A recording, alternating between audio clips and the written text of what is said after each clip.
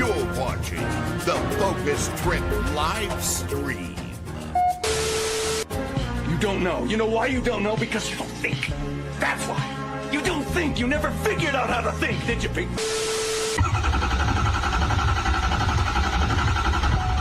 You piece of shit.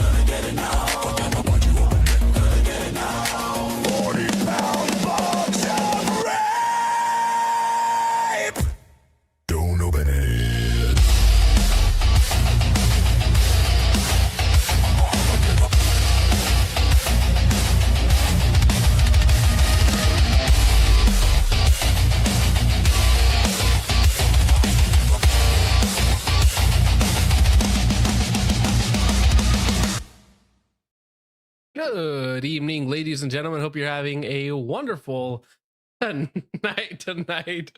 I hope you really enjoyed that that wonderful, catchy intro song about delivering a 40-pound box of a certain seed product. Nothing strange about that whatsoever.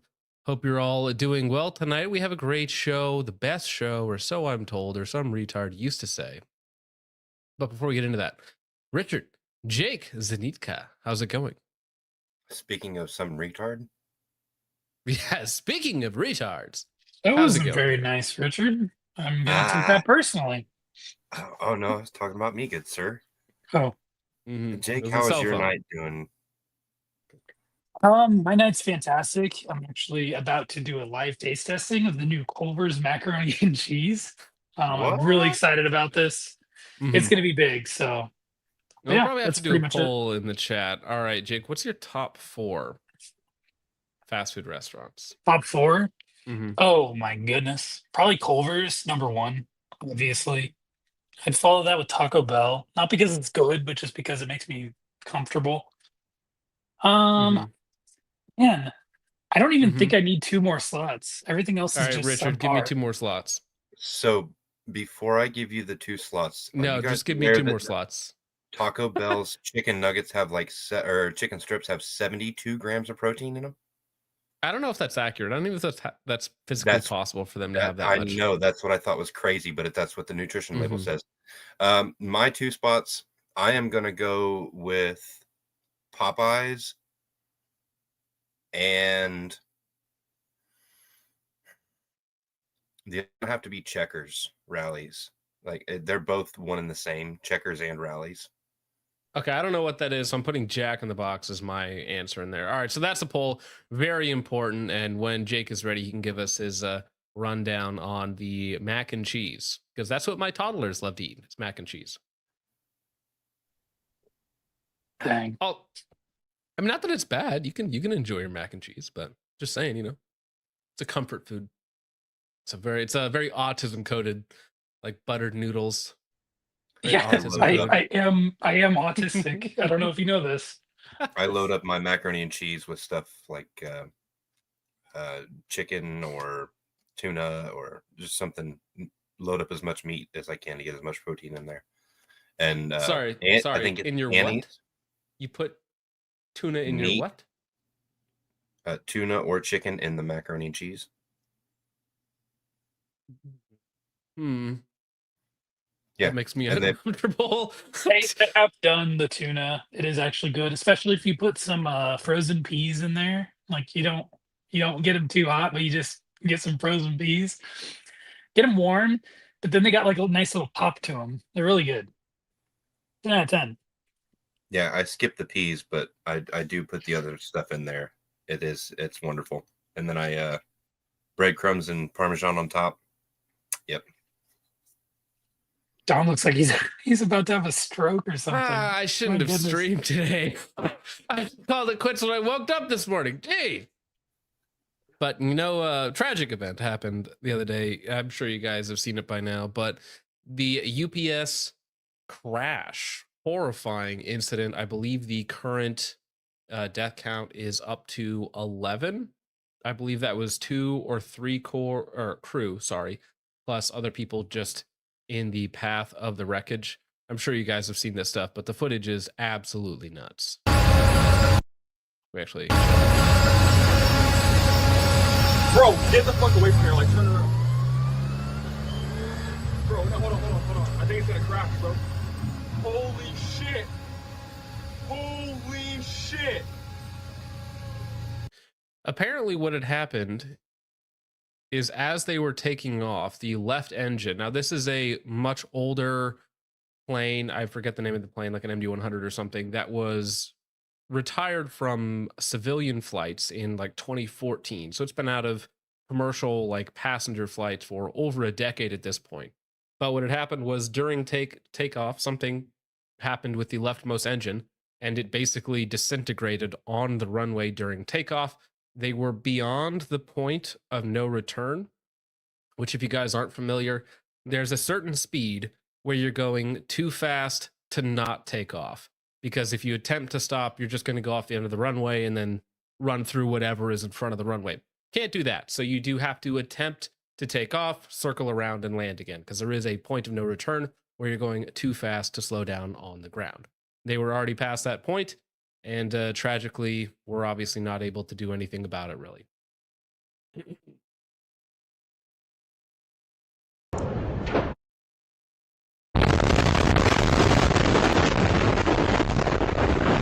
And again, it went through kind of an industrial district. There was lots of people in the area. It went through a massive warehouse, parts of the wreckage. And so just imagine this coming through your building, right? No warning, no nothing. You live next to an airport, so you're going to have that sort of thing happen or not this, but have airplanes going by. So the noises aren't necessarily out of the ordinary, but then this sort of thing happens and it's just...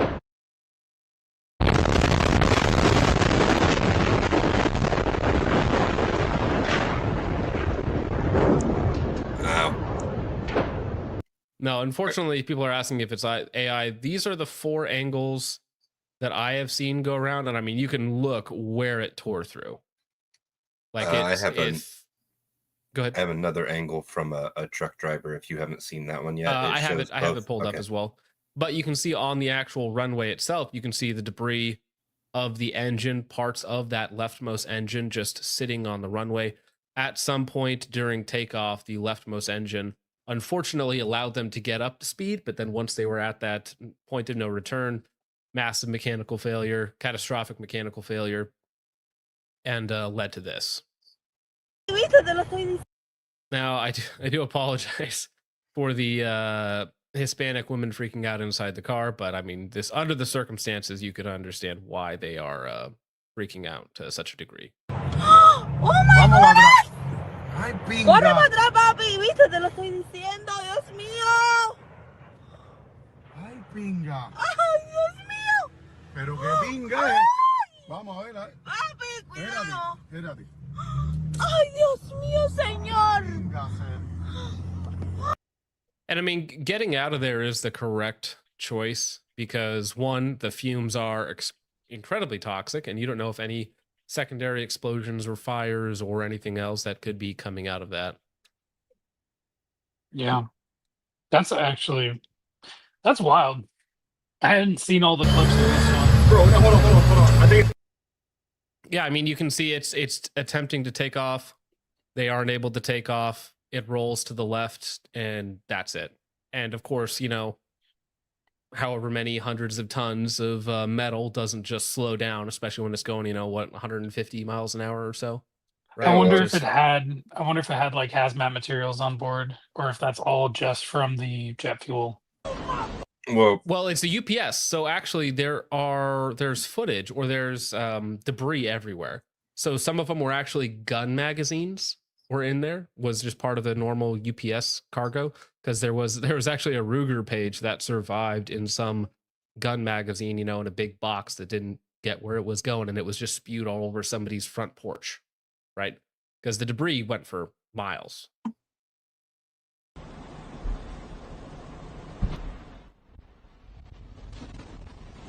Imagine that going right in front of you. Directly in front of you. You're sitting in your car, your truck, waiting for the next load, and there's a plane turning upside down. Taking out the trailers around you. Taking out, and who knows who's in there, because there's other trucks in this yard. You can see other trucks up here. You don't know if your friends, buddies, coworkers are sitting over there. And that plane ain't stopping. You know, there's very few things that'll stop a semi-truck. However, there's even fewer things that'll stop a tri-jet airplane. I can think of two things. You mean the air brakes that they put on semis don't work on planes? Oh my gosh. I'm sorry. That was good. No, that was good. That was good, Jake. That was good. Too soon. I could think of two things that could stop a plane. Oh my gosh. That was good. Anyway, yeah, this is tragic actually. I heard earlier on that there was reports like 25 people that were trapped within the wreckage. I don't know what the latest is on that. At one point that might have been true people trapped in the area, because it did tear through a warehouse. Yeah. Like tear a warehouse in half. So there might have been people stuck generically around the wreckage, but not in the wreckage of the plane itself, right? Anything inside of that plane is dust at this point.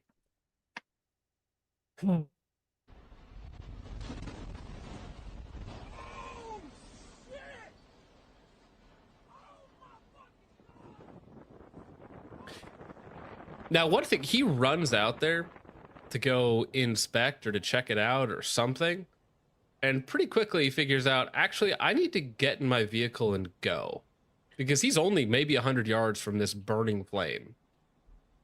So if I were him, I would get back. Yeah. And so far, I have not heard or seen anything as far as like what exactly happened. If there was some sort of issue mechanically with the plane, I haven't seen anything to that degree yet. But you can see it was an older DC-10, so originally made in the 70s, and they had a long service life of about 40 years, and they retired about 2014 or so. But of course, UPS and some of these other people that are doing just commercial carryings, you can get a lot more life out of the planes, which is ironic at this point. But you can get a lot more life out of the plane, extend its service life by using it to haul, you know, non-important cargo like UPS packages and whatnot. But absolutely tragic, and definitely, as far as I've seen, the death count is at 11 right now, with I'm sure 10 times the injuries, if not more, even just through like secondhand smoke inhalation or other things of being around the area with the debris. And of course, I don't know if it destroyed any houses, but it certainly did a lot of damage to businesses as well. That's awful. Well, yeah. Tragic loss. Pray for those involved.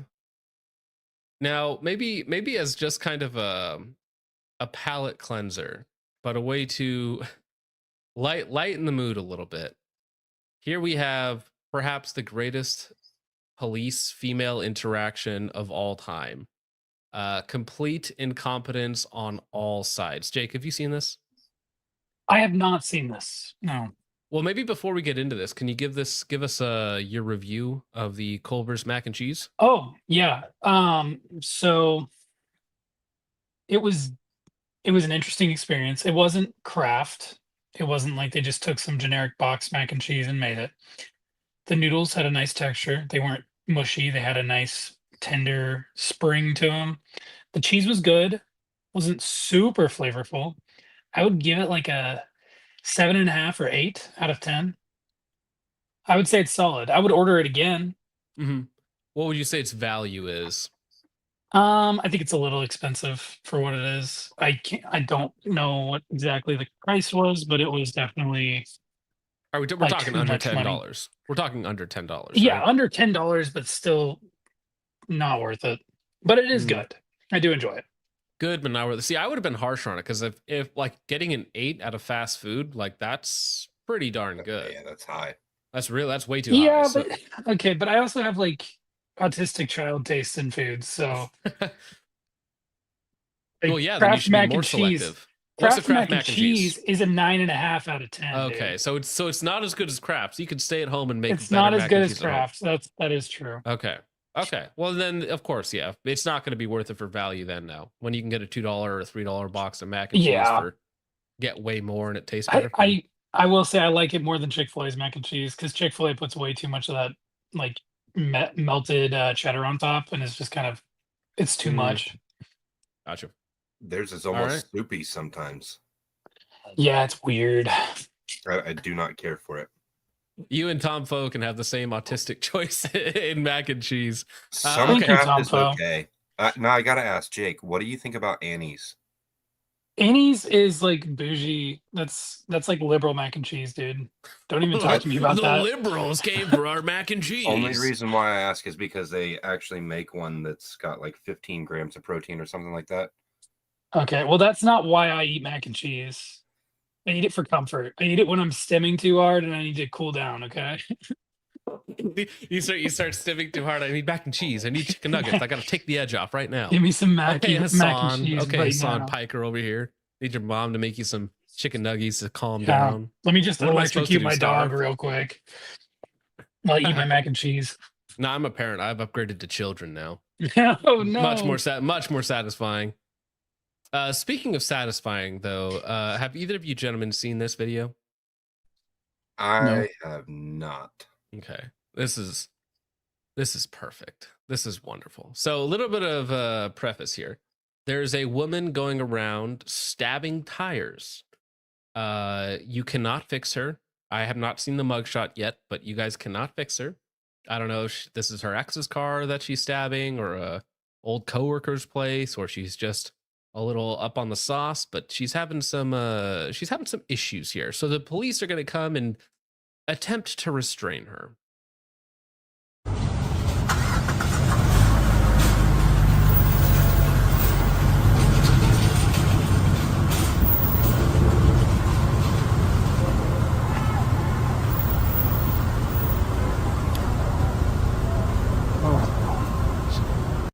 I don't know where is this in? Toronto. Okay, so the worst she could do is have a knife over there. But she's attempting to stab the police officer's car.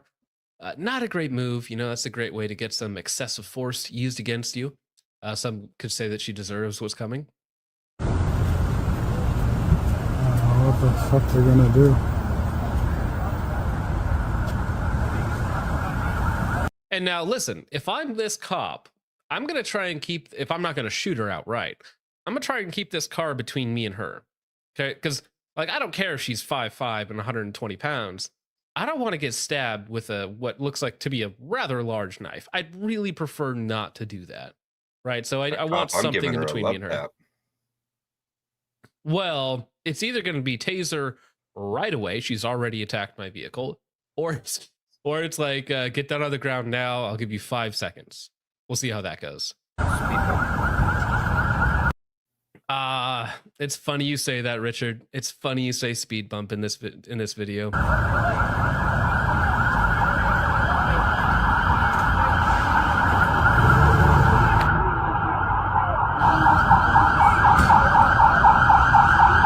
can know what to do.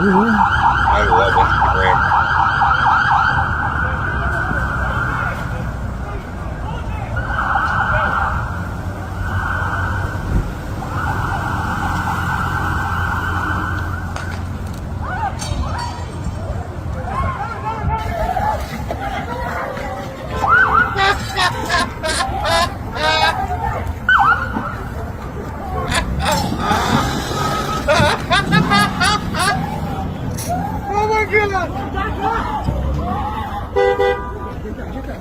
So, the cop gets in the car, of course, as you do. Or sorry, gets out of the car. Forgets to put it in park. Slightly problematic. Just a wee bit, right? So it starts to run over not only the perp who's getting restrained on the ground, but also the other officers. Then a second retarded cop gets in the car, attempts to reverse before putting the car in reverse, and just completely runs over the lady. And you can see it does a burnout on her legs trying to get traction.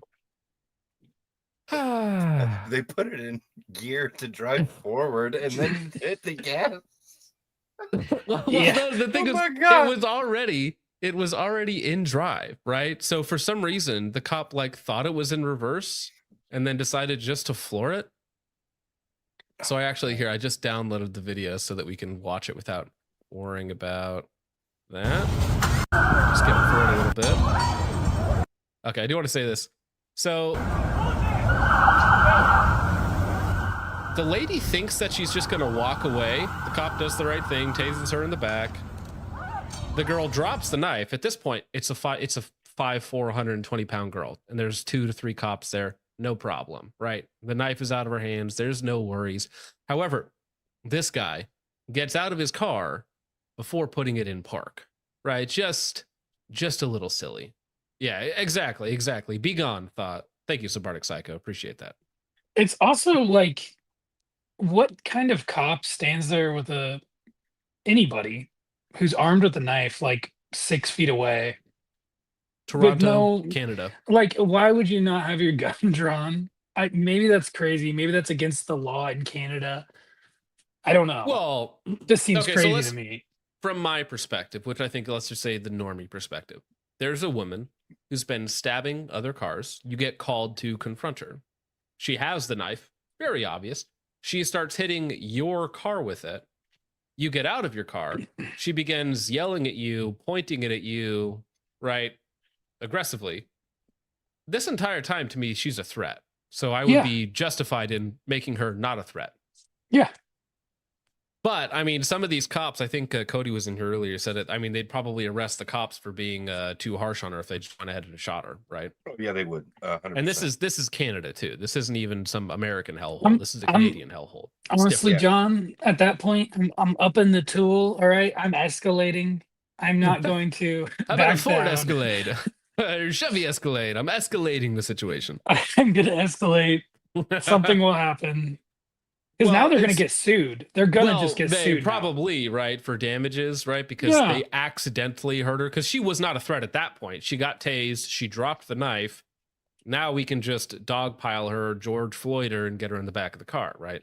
Yeah. And George Floyd. Well, I mean, built different. Built different.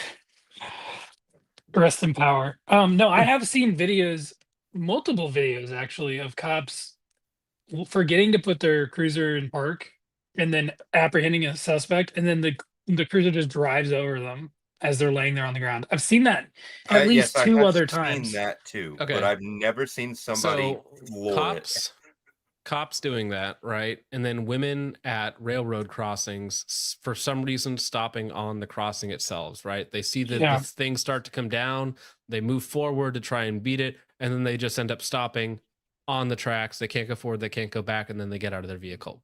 Oh, you heard about the incidents that happened with the lady that was put in handcuffs in the back of a cop car that was stopped on the train tracks? Oh my gosh. Okay, I did hear about that. I did hear that was a very good one, actually. Yeah, luckily she survived. Over on Rumble, Fenrica says, "I've seen her. Don't want to fix her." Okay, maybe she's a bit of a hack. I don't know what she looks like. She's probably Asian, bro. Well, so Canada. so the cop that initially interacts with her tases her. She's on the ground. Knife's gone. She's not a threat. She is a threat from retardation, though. And it was the black cop that got out of the car too, just for reference. You know, not that it just happens to be black. Not that that's a contributing factor, but the cop that accidentally ran over happened to be black. Just say what you mean to say, John. You don't have to dance around. Say what you need to say. What is this? A Justin Bieber song?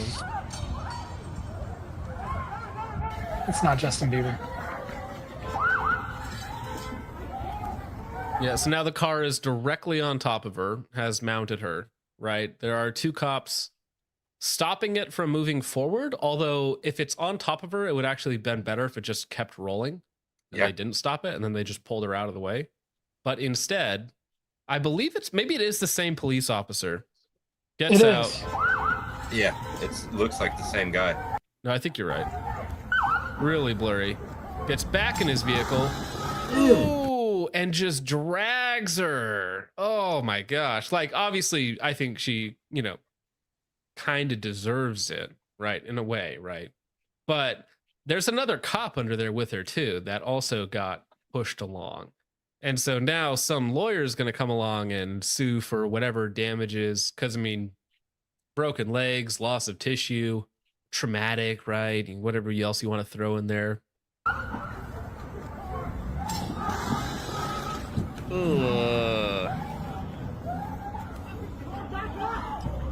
And then they had to back it up. That is rough. I mean, is rough. She's probably not going to do that again, if I had to guess. I mean, yes. I think that is an apt or astute observation there, as they drag her out of the way. But what is that she had in her hands? I missed something. What is that black object? Is that somebody's rifle? Oh, I think that is their rifle. Oh, is she reaching for the rifle? That's nuts. I don't even think that's not a rifle. It's like that's a beanbag shotgun, probably. Oh, okay. But the fact that she's still reaching for it, that's spirit right there. That's the indomitable human spirit right there. She's a fighter. Yeah. I'm just saying. You guys like a girl with some spirit? You guys like a girl with some fight? Somebody needs to be bailed out in the Canadian jail. Well, I mean, this officer is limping and he was like half stuck under the car. That girl is she done messed up. She done this lady needs somebody to bail her out of jail. It's probably like 5,000 Canadian dollars, which is like $15 US. Yeah, it's something. The conversion rate's nothing nuts. I'm telling you right now. Just don't make her mad. If we had Jordan Jareb on right now, he could tell you exactly how to pick these ladies up and why it's actually a good motive. It's a good investment for the future, right? Yeah. Good investment. Yeah. If you're picking that one specifically, that's probably a good investment. I imagine she's going to get paid handsomely. Or, yeah. Well, speaking of handsome, this young fella, this young gentleman, I get no food stamps. Sorry, my bad. Let me do it in the accent. I get no food stamp, but you get big ingredient. You got ankle monitor on, crying emoji. This gonna keep happening till food stamps are gone. Bye. It appears that this guy went into a store in his black Cadillac, which checks out. Just saying. Is that oxtail? It is. Oh my gosh. He took all of it, dude. But specifically the oxtail. That's hilarious. Is this a certain community thing? Yes. Oh. Is it expensive? It is expensive. It is now. It used to be a throwaway cut, and now it's become very popular, and they've jacked the price up on it. And this is the hood filet mignon, if you will. Still, all right. Good to know. It's one of those ethnic cuisines, as they say. But yes, the EBT king with a ankle bracelet on is robbing all the. Is he trying to resell the oxtail? Because I mean, that's a lot. Probably yes. We're talking about like 100 pounds of oxtail, and I think there's a few other cuts on there as well, of course. I see some New Yorks, I think, in the back, or T-bones over there. So there's probably about $1,000 worth of meat on that car.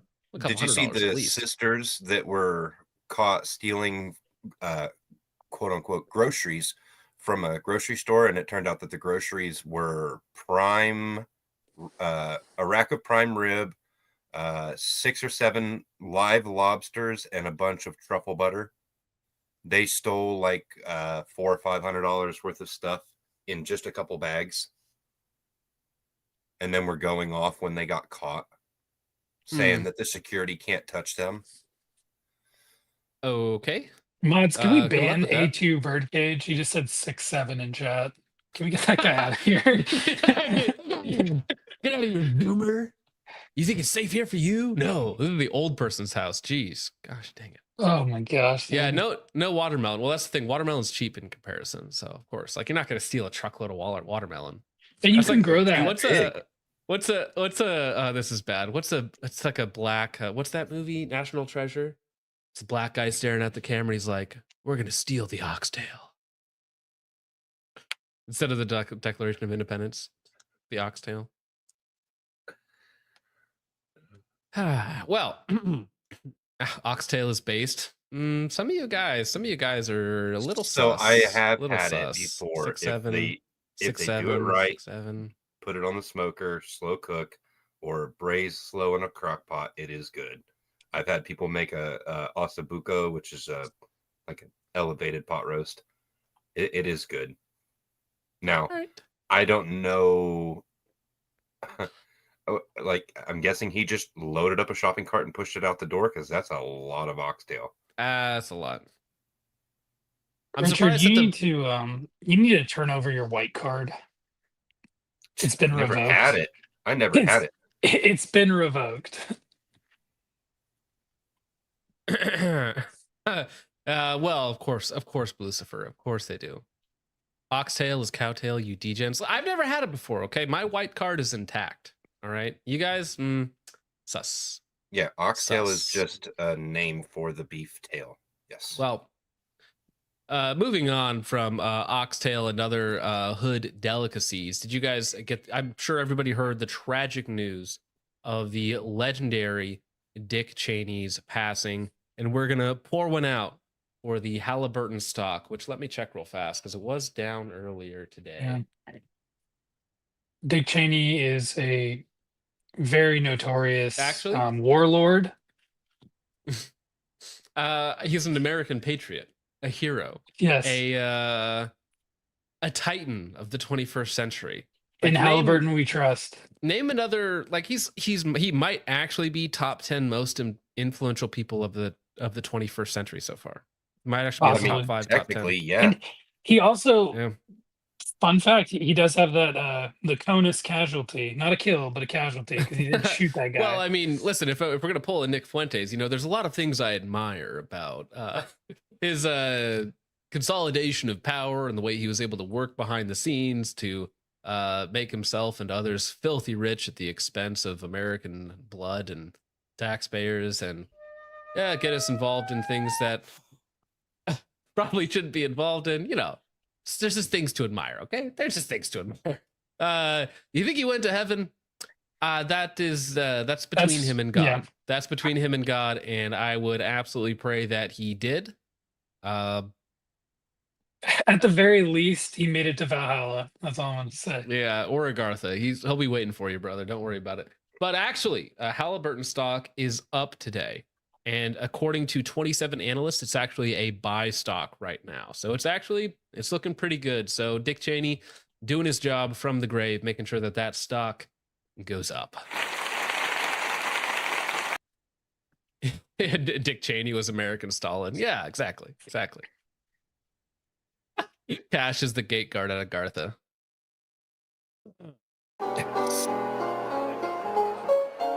Now, actually, I don't know about you guys. Richard, you're probably the only one old enough to actually know this, but when Dick Cheney was in power, I was 6 years old. So my understanding of Dick Cheney and my, distaste for some of the things the man did not come till much, much later on in life. And Jake, you're not much younger than I am. So I imagine growing up, Dick Cheney was not a normal part of your vocabulary. I thought he had a funny name. Very true. Richard, you were old enough to vote Dick Cheney in, weren't you? Not quite that old, but I was around and aware of the politics at the time, and he's one of the reasons why I'm more libertarian leaning, I guess, because I got to watch what he and Bush did, and none of it made any sense to me, and it was all disgusting. Well, here we have, this is a great little video I watched today. So the truth about Halliburton and Dick Cheney, it's only 7 minutes long from a channel that only has 200 subs. This is one of their only videos, but it's a great little video. I don't know if it's an excerpt from a documentary or whatnot, but it was fantastic.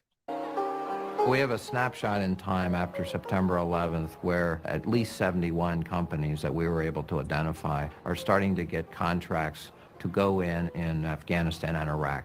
All of the top 10 companies had former U.S. officials who had worked in the Pentagon or other parts of the U.S. government on their boards of directors or as their top executives. It's known as the revolving door, and people cash in all the time.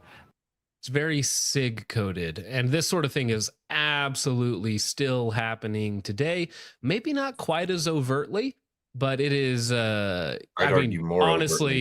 it is still super overt. I mean, just look at the stock portfolios of anyone in the House or in the Senate, and just, it's like, how do you, on a $200,000 a year salary, how are you worth like 30 or 40 million dollars? Like, that's like, if you're gambling on stocks, that's a really, really good betting record. All right. It's not happening as much with the military industrial complex as it is now with the pharmaceuticals. But it is still extremely prevalent. But the revolving door that he's talking about, it happens explicitly between military generals and the contractors, as well as FDA going directly from the FDA to board positions of these companies. Almost every time. Work for companies, and they make triple, quadruple, 10 times sometimes as much money as they used to make in public service. There's too close a relationship, and there's outright, I hate to use the word corruption, but it borders. Man, every time I get jump scared by John McCain, I'm like, oh, whoa, and his, swollen left gland. Borders on it, the behavior of some of these individuals, both in industry and in the Pentagon. The number one recipient of contracts was Vice President Cheney's former company, Halliburton, and its subsidiary, Kellogg Brown & Root. KBR. We're the Army's contractor on the battlefield. Currently 65,000 KBR people around the world assisting the troops. And 10 of what? You know, the military-industrial complex isn't just the people in the Pentagon and the people producing the weapons. It's now increasingly got a very large service sector. Ham and eggs. Things that troops used to do, like peel potatoes and do laundry, you now have contractors doing. I mean, that is genius, right? To take away like really dumb menial jobs that people would have done just normally throughout their service, right? And then just have it all contracted out. I mean, it's genius if you're doing it for the money. Profit. Well, yeah, because it has a $750 billion of budget, roughly, of course, give or take a few billion, who's counting, right? But you have all of this extra money, or just this obscene amount of money floating around, and it's, why don't I give KBR a $20 million a year contract, or more likely $100 million contract a year to peel potatoes? And you're like, see, peeling potatoes and doing laundry. Is peeling potatoes worth $100 million a year? That used to be punishment. That doesn't sound right. I don't understand why they're putting a monetary incentive on it now. And then in some sort of audit, they'll be like, well, listen, this is to free up the soldiers' time for what's really important, which is 99% of the time absolutely nothing, right? As if people don't hate me enough. I'm Irish, John, so I think peeling potatoes. Right. Gone. Yeah, 100%. Yeah. No, I'm kidding.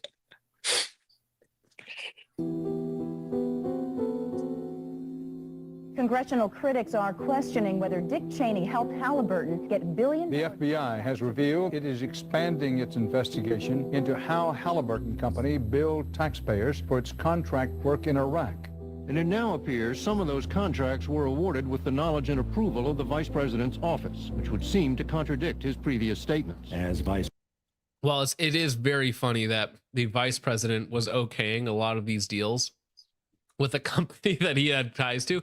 I mean, we've seen the same sort of thing with, like for instance, Biden's son, right? What was his salary for that one Ukrainian oil company, or what was it? Like $4 $2 million? million?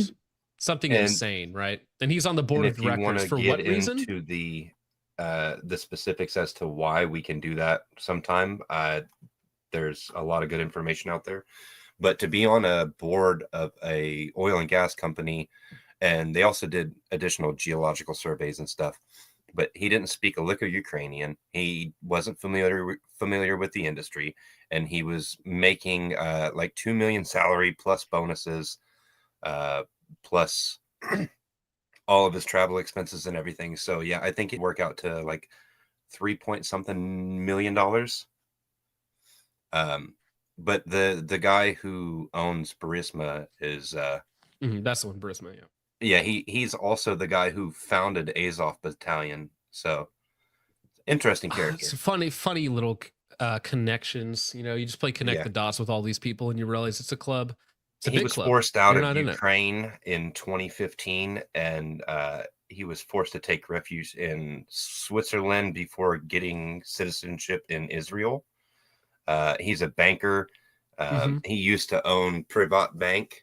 But yeah, there's a whole bunch of information about the guy. His name is Igor Kolomoisky. Right. Very, very interesting fellow. He had some businesses in the U.S. that were raided 2 months after Biden took office. They were all raided by the FBI. Dozens upon dozens of documents were taken out in massive file boxes, and I'm sure the FBI is working diligently to sort through all of that information and prosecute any financial crimes. I think those are the only crimes they don't care about, as long as they're made by executives and not ordinary citizens. Because if an ordinary citizen, that's a top crime right there. Vice President have absolutely no influence of, involvement of, knowledge of, in any way, shape, or form of So that was a lie. contracts. We did a report that took 2.5 years, $600,000, 33 people, including 10 investigative reporters on 6 continents, looking at private military companies and outsourcing war all over the world. And we noticed that in 1992, there was a contract of $9 million given out to a company, Kellogg Brown & Root, to study the idea, should the Pentagon start using the private sector to do some of the support type functions like food service, latrine duty, but even maybe some military things as well. And the Secretary of Defense at the time was one Dick Cheney. So Cheney gives the contract out. Kellogg Brown & Root comes back and says, this is a terrific idea. The next 10 years, they get 700 or 800 contracts to do just that. Well, I ran Halliburton. I'm proud of it. Halliburton's a quintessential. This company brought in a Rolodex guy, a former U.S. congressman, defense secretary, chief of staff to a president, to make sure that he could get doors opened not only in Washington, but in capitals all over the world. And yes, he becomes personally wealthy from that. No question about it. His net worth went from $1 million or less to $60 or $70 million in the span of 5 years. Are you ready to take the oath? I am. Please raise your right hand and repeat. I mean, honestly, like Dick Cheney gets a lot of flack, but I mean, that's most of the people in Congress or the Senate or any of these people, right? It's like there's no way to actually accumulate this much wealth on their salaries without just making magically good stock trades, right? And they all have the same guys who run their portfolios, and it's all just a big scam game, and you just happen to not be in it.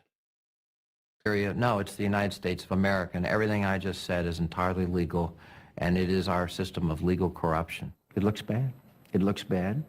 And apparently Halliburton more than once has overcharged the federal government. That's wrong.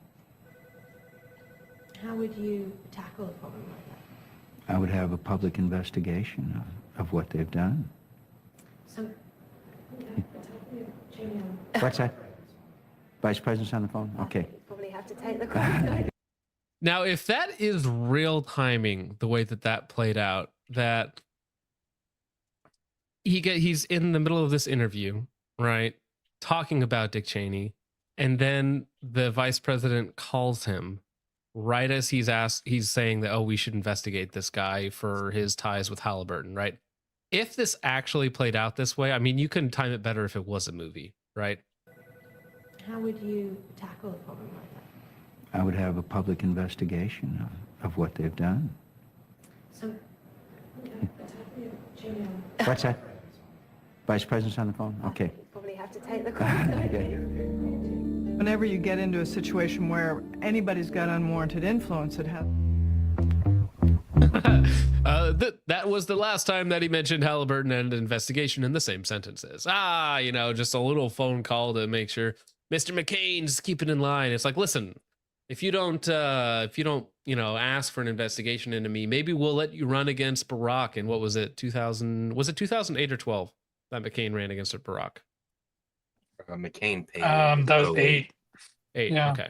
12 was Romney. That's right. Mitch Romney. I want to say Rommel, but that's not right. Mitt. Not Mitt Romney. Mitt. Like a mitten. Mitt. Oh wait, no. Mitch is the retard who's in Senate. The one in our Discord? Is that what you're talking about? Yeah, there's a different retard. Way too many retards. Romney Mitt. is a huge retard. It looks bad. It looks bad. And apparently Halliburton more than once has overcharged the federal government. That's wrong. How would you tackle a problem like that? I would have a public investigation of what they've done. So, What's that? Vice President's on the phone? Okay. probably have to take the call. Okay. Whenever you get into a situation where anybody's got unwarranted influence, it has the potential to be deeply distorting. It corrupts our system.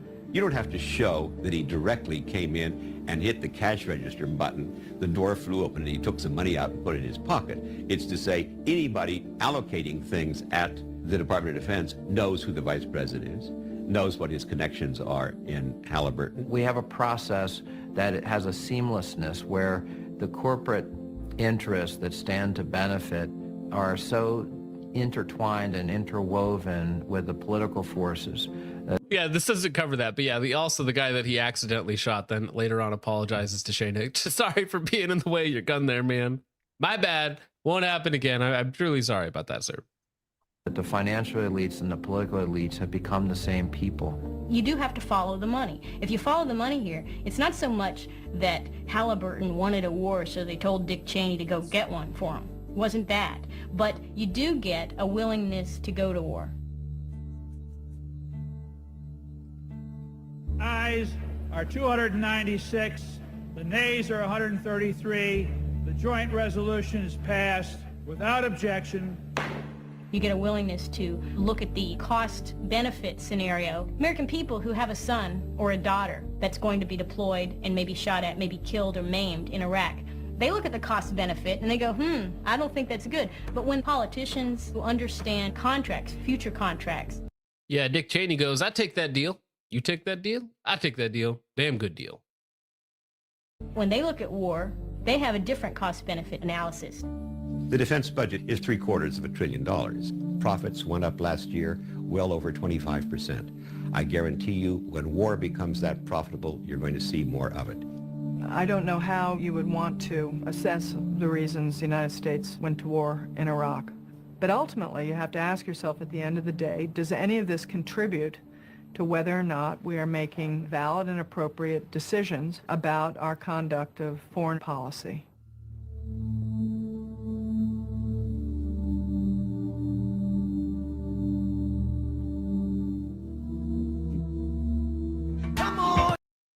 All right. Well, that was a great little clip to honor the man, the myth, the legend, and his passing, Dick Cheney. And a funny little interview clip that I also pulled up for this is this happened in 2011. So being out for a couple of years, asking him, hey, do you regret any of the choices you made to get us into any of these foreign wars? And he's I remember this interview. He's like, nope. I think we made the exact right decision. When all the dust settles in Iraq, and the U.S. troops pull out supposedly by the end of this year, although there may be a residual number of some troops left. They're negotiating that. Now, keep in mind, this is in 2011, and they're like, oh, we'll have all the troops out by the end of the year. Not quite. Not quite. I was 16 years old back then. When all the dust settles, the Shiite-led regime in Iraq of Nouri al-Maliki is going to be a partner of Iran and Syria, for that matter. In recent days, Nouri al-Maliki's government has supported Bashar al-Assad in his crackdown on peaceful protesters in Syria, together with the Iranians, one of the few countries to do that. Is that why the U.S. went to war, so that Iraq would become a strategic partner of Bashar al-Assad and Mahmoud Ahmadinejad? First, you're constructing a worst-case scenario there, Wolf. I don't think it's going to happen. Do you think there's going to be a democracy, a pro-American government in Iraq? I think the Iraqis will, in fact, be somebody we can work with on a regular basis, that they will have a rudimentary democracy, if you will, and I think it'll be a success. So when they support... Yeah, not quite. Almost. Rudimentary democracy. So some people aren't compatible with Western forms of government, let's say. Yeah, you were in Kuwait the year after this came out. That's quite funny. Bashar al-Assad, what? I do like what they did as far as trying to implement democracy there. The way that they made everybody vote using their thumbprint, and they weren't allowed to vote twice because they ended up with a blue thumb. It was a good way of being able to track the votes and make sure that everybody got their vote and people weren't voting twice. So, what goes through your mind? Well, I think Bashar Assad's not long for this world either. Looks to me like he lasted another decade. Well, actually, more than a decade after this era. He's on his way out because of the unrest that's been occasioned by his own people inside Syria. He's one of the least popular. And now he's commenting on Battlefield 6 in Russia somewhere, which I find quite funny. That's very ironic. You're dead and he's playing Battlefield 6. Who won in the end? Who won in the end, all right? Leaders in that part of the world. It's the Middle East, and stuff happens in the Middle East. You know it. You've covered it for years. But you cannot, I don't think you can make a case stuff happens. That the world would be better off today if Saddam Hussein were still in power. So no regrets about Iraq? I think we made exactly the right decisions. All right.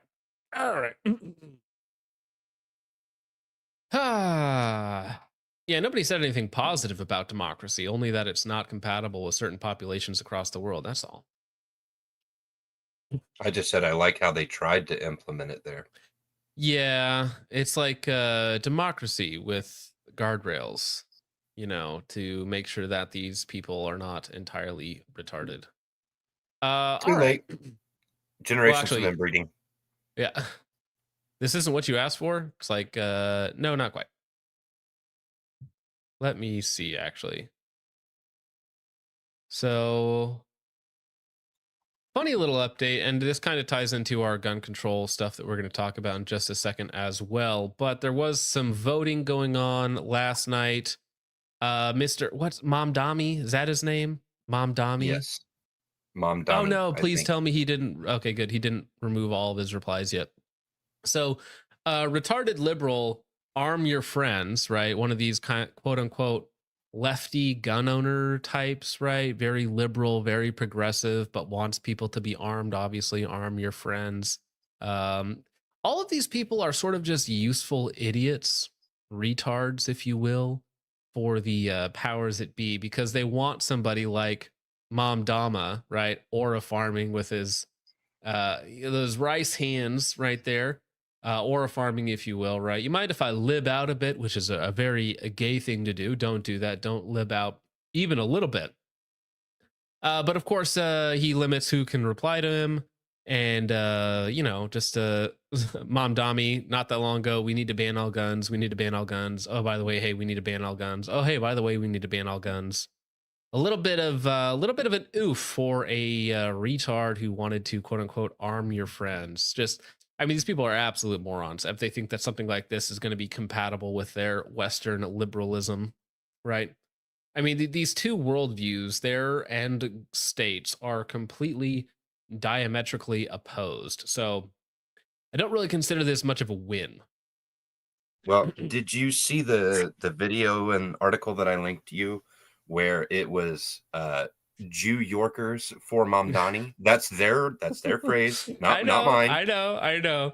I saw that Jew Yorkers for Mamdani, and I've seen him with the kippah, right, or whatnot, with the Jewish leaders in New York. I've also seen the demographics. 89% of women between 18 and 29 voted for Mamdani, right? I just I think we need to have a serious conversation about repealing the 19th. All right, that's all I'm saying. Okay, or honestly, we don't even really need to have a conversation about it. We can just say that democracy was a failed idea. Okay. Well, I did not say that. I did not say that. Gloop. I did not say that. He said that, Gloop. He said that. I did hear Mamdani. Yeah, well, you heard what you wanted to hear, Jake. What are your thoughts on Mamdani? I think I'm honestly surprised that something like this hasn't happened sooner. Just given how politics have been recently. I think there's a massive swath of the population that absolutely love this guy. And probably most of them don't actually understand what he is trying to do. But it's the whole, every girl who just went to college and had their first whatever psychology class is like, oh, I know everything, and I really want socialism. So Well, those same girls are also looking at him and probably swooning. yeah, Do you I find don't him know. attractive, Richard? Well, I'm just saying he's their type, right? He looks a lot like you, Richard. Is he Richard? I don't know. I just when I look at this guy, I'm not like chick magnet, right? There are other slurs and epithets that come to mind, but not that. He's from the mindset of a liberal college woman, this is their ideal. A dark complected Muslim commie, like this is their ideal guy. That's not Rachel Maddow. Yeah, I don't think so, guys. I think you guys have bought into a lot of the propaganda about women and what they actually want. When you look at like 94% of relationships are not interracial, it's just literally just propaganda. This guy, he's just a socialist swarthoid. And now, I agree that retarded women might say that they like this sort of thing, but then they never do. Well, it's virtue signaling, I think. Yeah, of course. Right. They have to say it so that they don't sound bigoted, It's all faux. Yeah, I think honestly, this guy's probably gonna run New York City into the ground, and it's gonna be hell on earth if he actually is able to do anything. And that'll just be kind of funny. I mean, yeah, I did see that Hassan Piker was he wanted to go up to like the cool kids club on the second floor or whatnot for the election party, and the guy, the bouncer or whatever, was like, oh yeah, you're not on the list, Hassan. So Hassan had to stay with the plebs, couldn't go up to hang out with the cool kids. Tragic. But yeah, no, this guy is going to be running New York into the ground, which they voted for it, they deserve it. Consequences meet actions or something like that. I'm sure they'll have a great time, which is funny. It happened on the day that Dick Cheney died. So, I mean, I think it's only fitting. Welcome back, Dick Cheney, leader of New York. And the day Dick Cheney dies, a Muslim man becomes mayor of New York. You mean they How forgot? ironic. They Never did forget, dude. Maybe we forgot.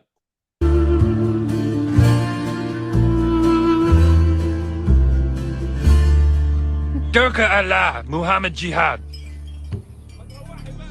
Bakalah, Muhammad Jihad. Bakalah, Muhammad Jihad, Allah, Durka, Muhammad Jihad. Muhammad Jihad. Bak, Dirk, Allah. Durka, Muhammad Jihad. Haka Sherpa, Bakalah. Oh, Durka. Remember this, guys, for your next trip to New York. Very, very relevant very soon. So true. Yeah, I mean, the propaganda is immense for, certain reasons out there, of course. But the reality of the situation is not so dire. But retarded women, like, when you know how a woman is lying most of the time, right? The mouth is moving. Yeah. So it's like what they say isn't like that relevant, right?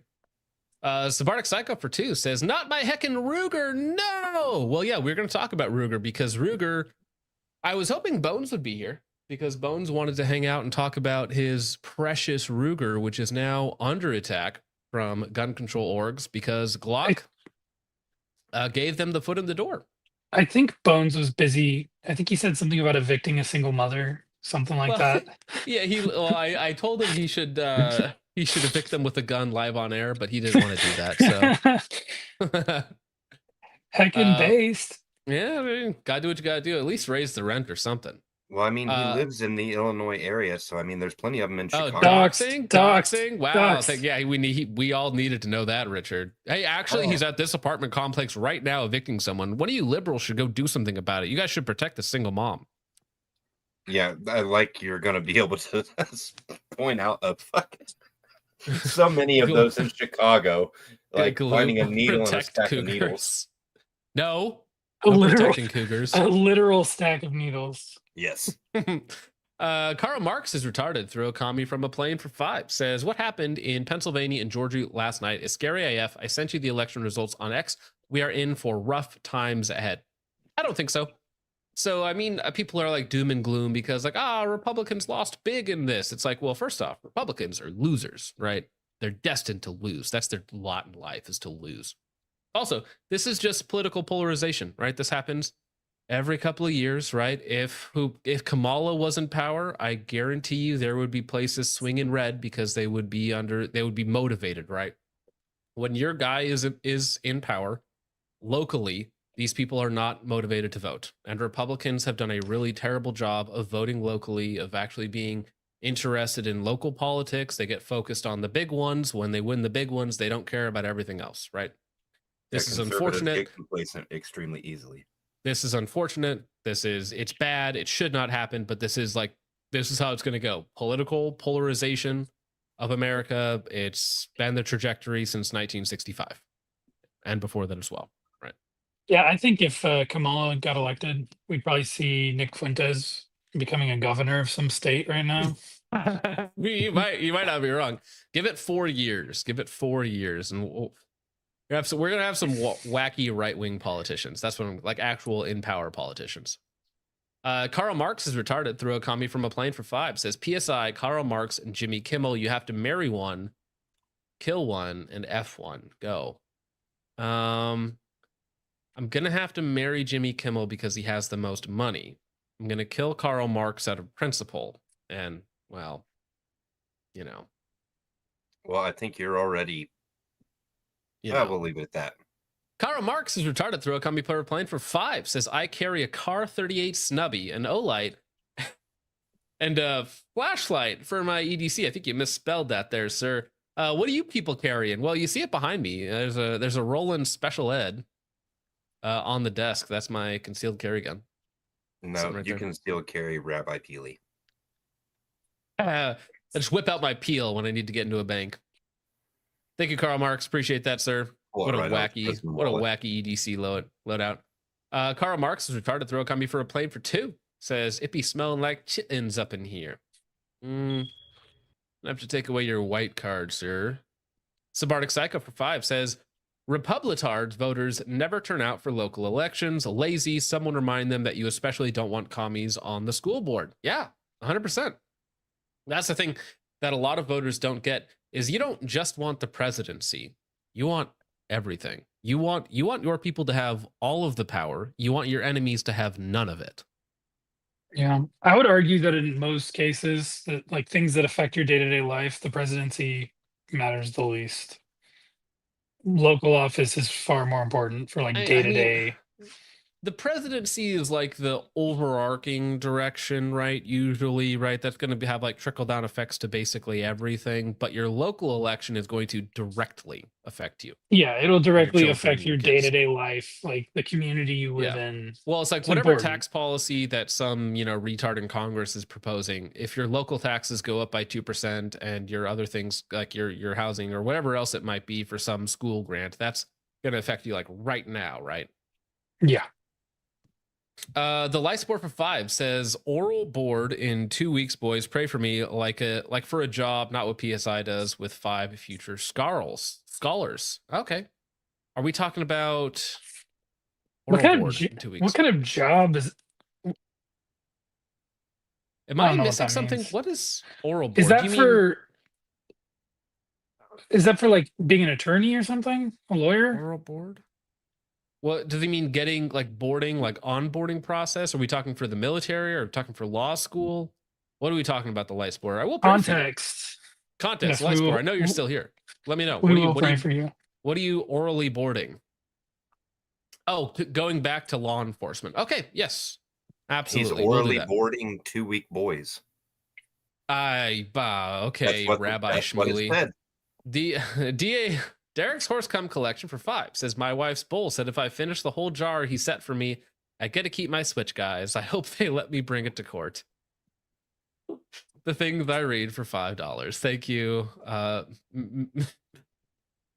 Mr. Horse Cum Collection. The light sport for 2 says 5 minutes late and shanty's calling it now. We were 3 minutes late without a shanty. Karl Marx is retarded. Throw a commie for a plane for 5 says emotional Glock fanboy checking in. Who's with me? Lots of them. Lots of them. They need hugs in the chat. Hugs in the chat. I'm an emotional Glock fanboy. Hold your Gen 5s close tonight. The light sport for 5 says if I hear this intro song again, I'm going to charge back the past 6 months worth of super chats. Wait till you hear the outro. No, I'm just kidding. We just do the same thing over and over again. Thank you, the light sport. I appreciate it. Everyday American for 5 says just picked up a Staccato HD 4. Gonna try it out and see what's what. You can call me gay. No, I think the well, Richard can call you gay. I think the HDs are fine. Staccato HDs are cool enough, you know, the Glockado, if you will. I hope it works well for you. I personally would have gone with the 4.5 because if I'm buying a 2011, I want the best shooting one, but 4-inch is probably fine for duty and whatnot. Light sport for 2 says what restaurant sells Jake's toes? There's actually, funny enough, there's a new stand coming to town. It's called Jake's Dogs. Will be exclusively his toes with different toppings. You got to come around back for the servicing, though. Mitchell Black for 5 says favorite fast food restaurant are Arby's, Taco John's, Quiznos, and Long John Silver's. Wow, all of the worst ones. Just hold on, wait, like Quiznos? You just grabbed every single worst possible fast food joint, and we're like, yeah, those ones. Those are my favorite. Is there even a Quiznos still open? I thought they closed. I mean, you can like them in memoriam, you know. I haven't seen Quiznos in years. Actually, speaking of which, on the vote, Culver's did win with 40%. Taco Bell a close second, 33. Popeye's distant second at 18, and Jack in the Box at 10%, 9%. So, yeah, I know Culver's my stuff, John. I know my stuff. All right. I've only had Culver's like twice in my life, and it's been fine. Everyday American for 2 says mute Richard. Don't gotta tell me twice. Thank you, Everyday American. Polly B for 10 says SoCal nationalist here. Yeah, I'm a SoCnat, SoCal nationalist. Just don't say it. You know, some people might be confused with that, but SoCnat. Duh, aren't you? In-N-Out, simple reason they don't follow a franchise model. All stores are corporate. Quality control is the best I have seen in fast food. Every store is the same. Yeah, but it's the same mediocre stuff. So, like, I've had In-N-Out one time, and I was like, oh, that was all right. I thought you had it at least 3 times. I mean, you got 3. Oh well, never mind. Agardis, that lasted 2 minutes. Agardis for 2 says, "What's the?" Just gonna keep punching him out. That's a mutable offense in my mind. Dude, Jake, this is amazing. What? I gotta send you a photo. Oh my gosh, I can't believe this. All right, guys, I'm dropping the Discord link in chat. Oh, what are you sending me? I'm not sending it to you. I'm showing it to you live on air, dude. Oh no, dude! Look at this wonderful this image right here. It's it, dude. Wow, you got weights, you got dry fire. I know who. I don't want to dox this guy, but I know it is. This is beautiful. This is wonderful. Okay. It could only be better if his shoes and socks were off, because then it would be the real Jake atmosphere. Dude, this looks like some sort of jihadi training video. Oh man. Oh, that's good. Regardless, I put the Discord link in the chat for everybody. That's unreal. Anna, Focus Trip's wife for 5, says, want to sum up Jake? Culver is the greatest defender and a feet enthusiast. Yeah, Half I don't know, true. man. I would say half true. I don't, you know, man, it's like, do I really want to trust your taste in food since you like feet? Because that kind of throws everything out. It's like, do I trust an Indian man's like taste, you know, when they like, you know, do certain things with certain feces? And I'm like, maybe I just don't trust your taste buds, you know? You know, Thank you, Anna. I've never once stated that I like feet. You have shown them on your screen on stream though, like up close and personal. You were touching those dogs. It was quite strange. I didn't touch them. No, I did not. I did not touch them. I've seen the videos, Jake. That is AI edited videos. AI edited videos. Yes. Sure it is. Sure it is. Oh my gosh. ND Cody says, airline guy, let me know if you have any questions. Yeah, could you tell me, is it supposed to do this? Bro, no, hold on. I think it's gonna crash, bro. Holy shit.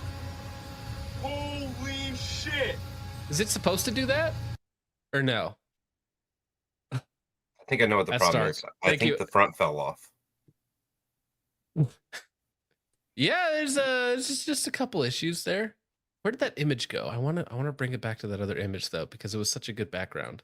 He said sometimes yes. Sometimes yes. You know, sometimes planes just do that. Thank you, Andy Cody. I appreciate that. Deer Hunter for 10 doesn't say anything, just drops it. And for that, sir, you get the new reaction. Here you go. It's alphabet soup. I made it special.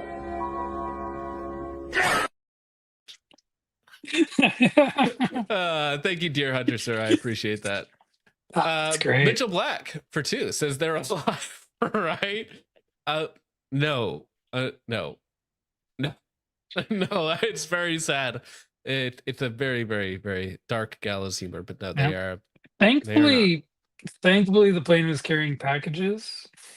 I mean, silver not lining, people, it was right? only 11 people instead of like 111 people. Right? Yeah. So. Everyday American for 5 says, low-key think I'm pretty good on planes for a while. I don't care if it's the Streisand effect or DEI or government shutdown, but I think I'll just drive. I know a lot of people who only drive. They're nuts, but they'll rather drive across the country than get on a 4-hour plane ride. I just heard that they're going to be shutting down like 10 or 12% of flights over the next couple weeks. 10%. Because 10%. Yeah. For air traffic controllers.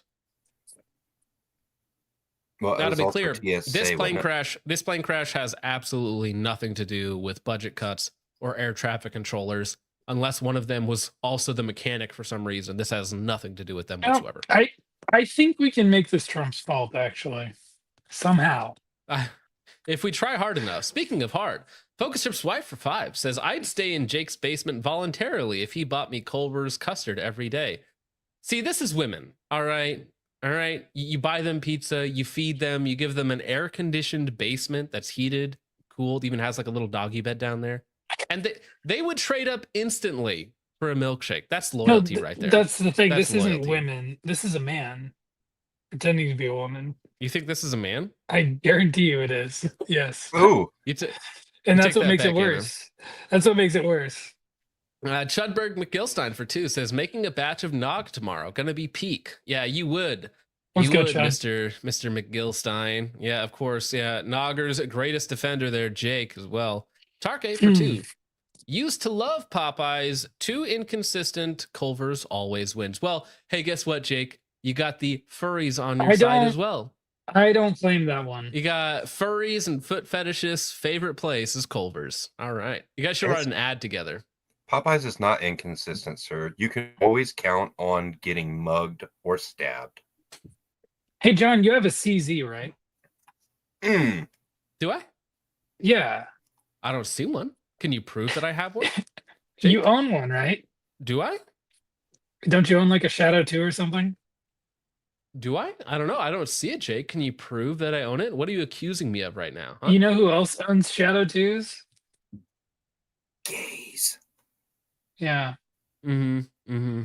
Sure. So by sure, your sure. logic, Well, wait. Do you know that the gays own Shadow 2s? Have you Yes. inspected their houses? You've inspected their guns? um, You know all the gays' guns? Now I'm confused as to why you know the gays' guns. this is a widely known cultural phenomenon. Have you John. watched them shoot their loads through I the don't know if Shadow you've- 2s? I don't know if you've lived under a rock recently, but it's pretty well known. Do The I- homosexuals really like. Do I look like I CZ. live in a rock, under a rock? No, you should ask my wife. She's down in the basement. Karl Marx is retarded. Throw a comedy from a plane for 5. Says V1 speed is called out during takeoff. V1 means they have reached speed and can't safely stop the plane. The plane has to get in the air. Yeah, there's a spot where they have too much momentum and they don't have enough runway left to actually stop in time before just going off the end of the runway, so they have to take off. So in an instance like that, where you do have a engine that is on fire, why would you continue to push through with knowing that You cannot stop. You cannot stop. The only chance you have of survival is going forward. That is it. Yeah. Because listen, if you stop, you crash. You and will die. die. You crash and die. That is it. Yeah. If you can to maintain minimize lift, risks for the No. yeah, you say that except for the housing complex at the end of the runway that you knowingly chew through, right? If that plane would have tried to stop when they had that issue, they probably would have. It would have been a very similar effect. Like I get what you're asking, Richard, but like there are these protocols in place for a reason, right? If they tried to stop and go in a straight line, the plane just continues to go in a straight line, goes off the end of the runway, and whatever is in front, they kill, right? They have a chance if they can maintain power and lift, because it still had 2 engines. So theoretically, it should have still been able to take off and fly, but there might have been compounding mechanical issues, right, that we just don't know about. In theory, it still should have been able to take off. And that was the only chance they had. Is even if it was only up in the air for a minute and they couldn't make it back to the runway, they could have set it down in a place of their choosing to minimize risk and casualties. But if they just go forward and whatever is in front of that runway, which we could just pull up on Google Maps, all of that would be gone. And I've seen cities and airports laid out where there's like houses like less than a half mile away from the end of the runway, and they would just like destroy a suburb, Yeah. possibly murdering hundreds of people. I flew into I think it was Pensacola, and when you're approaching the runway, it looks like you're about to hit the roofs of these houses, just like neighborhoods right up to the runway. that's kinda how crazy. OIA is, Orlando International. It's the same way. Yeah. But So like in this instance, that's why I was just wondering, because it looked like there was just the runway and then the wall that would stop it, and then a little space past that is the industrial park, which it wiped yeah, out. there's nothing that's gonna stop that plane. Right, but Yeah. I wasn't talking about actually stopping the plane. I was talking about minimizing the potential fallout and damages to other individuals. They That's all. also, I don't think they knew how dire the situation was, so they're gonna go through the protocol. Well, right. And they don't know that, oh, hey, our plane is about to flip over, I would imagine. They're like, according to protocol, engine 1 is down, engine 2 and 3 are still going. We're going to attempt to take off. But whatever happened, I don't know if there was a mechanical fail on the left, but you can see as they try to lift up and then they just go over. Yep. It's Well, it just, looked like the right engine was the only one providing lift, which is what caused it to flip.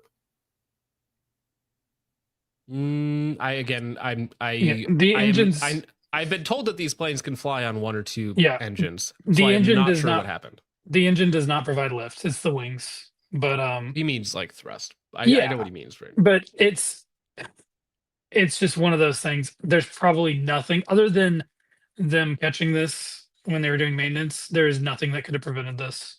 It went exactly actually- the way, you know. I mean, this is I don't know if this is accurate, but he says the flight was loaded with enough fuel to go to Hawaii. That's true. They were heading to Hawaii. That bitch needed 3 engines to get off the ground. It's possible. Maybe it was at max weight, you know, maybe it was at the max operational weight for it, because I think that cargo planes can also fly at a higher weight than commercial because they need less of a safety threshold. Yep. It's possible, right? But you can't even bring your toothpaste on the plane, John. Oh, of course, of course. Well, that would you saw what That would be happened a with problem. you saw Big what problem. happened when they had toothpaste on the plane. I don't want that. Gosh. Ezekiel Herrera for 5 says prayers to all those affected. Was at the airport working on equipment next to a cargo plane an hour ago and kept thinking about this tragedy. I'm sorry, man. Yeah, that is it's absolutely tragic. Say a prayer for the families of all those affected, not just the crew on board, but also the people on the ground that had their lives changed. Carl Marx is retarded. Throw a comment from a plane for 5 says if you look up American Airlines flight 191, the UPS plane shares scary similarities. So apparently, early days of this plane, they had a similar issue where one of the engines would detach from the plane, where they had engine failures. So, I don't know if that's a maintenance issue or a longevity issue, because again, these planes are 40, 50 years old, nearing the end of their service life, even in a cargo capacity. Thank you, Karl Marx. Joomer John for 5 says, would you rather eat Chipotle prepared by suburban high school kids or Indian food cooked by Zoran? Nope. With your hands. Total diarrhea death either way. I'm not eating Indian food, so I have to take the Chipotle. Yeah, I would go with the Chipotle by suburban high school kids, because at least the only thing I have to worry about there would be a little bit of salmonella. Amorai Boy for 2 says Culver's triple butter burger plain plus Dr. Pepper. There you go. Nice. I wouldn't get Solid it plain choices. though. I That is, can't. No, yeah. yeah. Plain is kind of like you call me autistic. I don't even know what you're on, bro. I'm not a huge condiment fan, but like I like a good burger sauce or a fry sauce or like mayonnaise. Simple. I'm not a mustard or ketchup guy, so simple for me. I wouldn't take it plain either, but Yeah. I just take when I get mine, major key guys. When I get mine, I just take the lettuce and the onions off. That's it. Everything else stays on. you don't like the lettuce? Lettuce? No, dude. The Lettuce shredded doesn't even have any flavor. Really? shredded, yeah, it just I it feels like the texture. I like the it texture. feels like I'm eating a wig when I eat a burger with lettuce on it. I don't need shredded lettuce. Shredded iceberg does suck. I If it was- prefer when they use the whole leaf. Yeah, if it was a whole leaf, fine, leave it. But and then onions, the raw onions, they just get They overpowering suck. sometimes. Yeah, because they cut them prefer- early and then they Yeah. sit out for so long, they get so pungent. But what you can do is you can substitute out the caramelized onions. That's actually very good. Ooh, I've never You should done do that. I bet Yep. that's good. Do it. I'm gonna have to try that. And for other Culver's fans out there, any receipt you get, you can get free custard with that. So true. Yep, I've got a friend. His old lady works at Culver's, and she's constantly giving me receipts. She's like, "Here, have free custard." She'll hand me a bag full of receipts. It's great. Uh oh.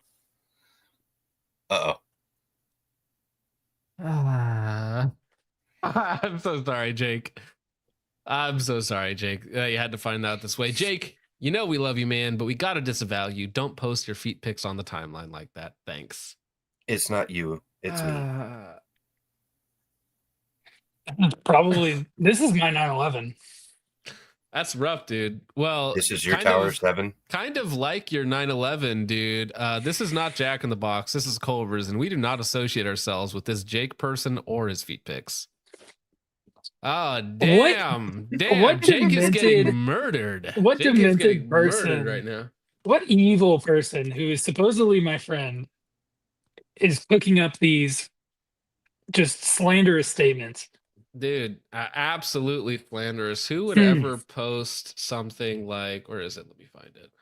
Are you gonna play one of the AI videos? No, I would never. I would not. Do not do That's that. not- I do not I consent. wouldn't do that. Consent. I would do that, Jake. Why would I do that to you? I'm just trying to find something. Where is it? Why would you download? Gosh dang it. I love you too, Bloop. Unless you made those, then I hate you. Oh, who do you think made them? Not to rat them out or anything, but who do you think? It made was Come on. probably Bloop or Josh. Who would Oh, do that, Jake? would you look Who at would- Who would do that? How dare you? Everyday American for 10 says, did you see old Zoran say that the city-run grocery stores won't sell cigarettes? Well, they're city-run grocery stores. That's your first problem. Or lotto tickets. Sounds like the start of Sharia law. Next, they won't sell bacon or alcohol or whatever else they don't like. Well, of course, they're just they are instigating the laws that they prefer. They elected them. They deserve them 100%. Question for the panel. Would you guys support a ban on sales of alcohol on Sundays? I don't care. I don't care either. I don't think it's like a biblical principle. I am entirely fine with individual stores banning the sale of, or even states if they voted for it. Like in principle, I don't have an issue with that, but I also would not like fiercely advocate for that because I don't care. I know Bones, several places. how did your violent discussion go? Not fun. I'm sorry, It was man. not great. It was not. Did you get that's okay. Did you get the outcome that you wanted? No, but we're gonna get it eventually. So. Oh, I'm sorry, man. So you didn't get the single mother evicted? No, and well, single mothers. Well, we can probably work something out. But no. Was that you saying I can fix her? We could work something out here, man. I'm sure we can. No make need to be happen here. No need to be rash. No, this was not a single mother. This was an individual. We'll just say that. No ill will. Just they need to leave, and they said, "No, I'm not leaving. Sue me." And I said, "Okay," and I'm gonna go to court tomorrow and sue them. So. That sucks, man. Well, yeah. If it makes you feel any better, Sabardic Psycho over on Ko-Fi says, hearing normies talk about planes really triggers my autism. Also, I think Jake wants to see creepy Candace. You don't get to ask those questions. What's wrong with you, Mom? Why are you so scared? Oof.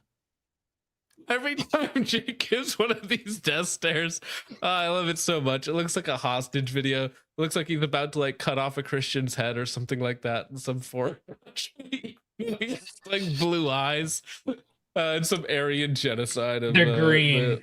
They're not blue. Whatever they are, dude. I can't tell on StreamYards. The balaclava makes it a lot better for sure. Are you calling me ugly? Are you calling me ugly? Whoa, Bones. What do you mean by that? No, it amplifies your expressions. Or honestly, it's just you look more like the girls he likes to date.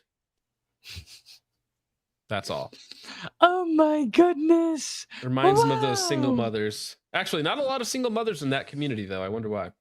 Chud McGill says, freaking Chinooks, only reasonable reason for her to do this is if the car owner was the G. Richard Gassy. Okay. Chud McGill says, again, Dick Cheney is dead. Rest in piss and burn in hell, traitor. Also, Nog on top. Israel did 9/11. All right, fair enough. Did you have thoughts on Dick Cheney, Bones? Jarvis, pull up who Dick Cheney is. That's Are you my thoughts. 5? Are you 5 years old, Bones? Well, Yes. Okay, so Bones, Yes. When were you born? What year? The year 2000. You were 0 years old when Dick Cheney came into power. Okay, I was 5. You were 0, so I Okay. understand. It's all right. Probably Okay. not a big part of your life growing up, right? In utero, you probably weren't hearing a lot of discussions about, the election is going to happen. I wonder if Dick Cheney and George W. Bush is going to get in. Yeah, wasn't Bones just a grew little up before hearing my never time. forget. Yeah. You don't even remember 9/11, dude. Yeah, he doesn't You're even right, I was remember. 1 year Never old. forget. What were you doing? Where were Probably you? Sucking on some tit. shitting my britches, probably. Literally shitting myself. Light Sport says Native Americans beware of foreign influence. We're talking about you, Jake. All right. Why is everybody? Oh my god! You're just Jake. I don't know. Jake, I don't know why you're such a target. I don't know why these companies can't leave you alone. I don't know why. Now? I Is don't that know what I am? why. I don't know why, Jake. But I love this image. This image makes me happy right here. This takes me to my happy place. That one's actually pretty funny. I want to know who it is, but I'll tell you later. Genotion says you don't need a dry fire, guys. Work on your ego instead. You don't need a sub 2-second bill drill from concealment in your rich white person steakhouse parking lot, but you will need it at the church parking lot at 10. You shouldn't be there in the first place. What? Do you know where I live, dude? It's a war zone out here. well, you kind of narrowed it down, buddy. They do know Yeah. now. Yeah. Sorry. But is he There's saying not that many. is he saying that we shouldn't be at the steakhouse or we shouldn't be at church? That's awkward. I You should think be at he's church. saying- Go to church, King. I, What's your I problem? think he's huh? saying you shouldn't be at church. That's what I took from that. That's strange. No, go to church. Go to church. Yeah, I Yeah, like go to I church. like Jesus Mega and base. steaks. The hell. Don't Yeah, don't why listen not to this both? Why not both? retard. Why not have a 2-second bill drill, like, and go to church and go to the steakhouse afterwards? I don't know. That sounds good to me. A 2-second bill drill while eating steaks at church. Dude. In and Out is Callie Goislop for normie thugs who clap in the movie theater when the movie ends. Wow. In and Out hater, huge ass. All right, certified Yeah. hate. Honestly, I wanna- kind of based. I want to see Josh come in the comments and defend that because he's a big in and out shill. Mm-hmm. He Lots loves of his inning double and outing there. doubles, double animal style or whatever. That you couldn't make that sound any gayer if you tried. I know.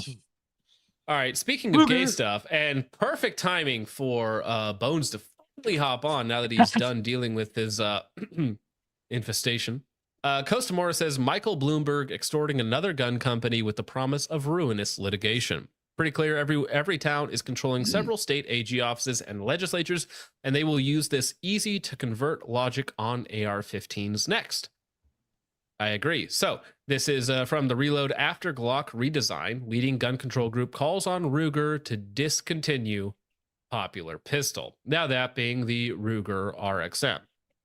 Now we have more stuff to talk about in just a second, but before we get to that, so a lot of people are upset with Glock, somewhat rightfully so. They discontinued their Gen 3 and Gen 5 pistols that were still in production, basically all of them, except for the 43, 48, whatever, the slimline guns. That's the only guns that they are maintaining in production because those guns cannot accept currently the very popular, the hood dynamic switch, right? Which is a big hit in certain communities out there. So Glock went ahead and completely redesigned the guns with what they're calling the Gen V, the Vril models coming out soon.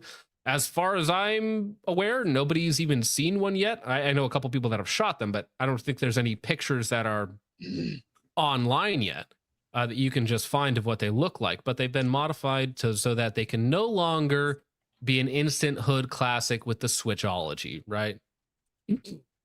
Rugers are kind of the next on the list because Ruger has their very popular Gen 3 clone-ish RXM. And then right after that, you also have all of the other clones on the market. You've got Palmetto State Armory with their Dagger. You've got Lone Wolf. You've got Zev. You've got all of these other companies that are just ripe for the pickings. Now that Glock, who was getting sued in 16 states, decided to bow out of the Switch market. Your thoughts, gentlemen? Weak behavior on Glock's part. Also, they're going after the RXM because it's the best Glock clone there is. Hopefully, they will not pull what they did in the 80s when Bill Ruger wrote that one letter to that congressman that was like, just ban all the magazines, guys. It'll solve all the problems. I hope they stand on business, and everybody else who makes Glock clones will stand on business with them. And maybe if they combine all the autism together, they can beat the Switch allegations. Well, the problem with the Switch allegations is that they're just true, right? Somebody sent me a video, dude. Let me see if I can find it. But it is a young scholar who is rating the best Glock switches.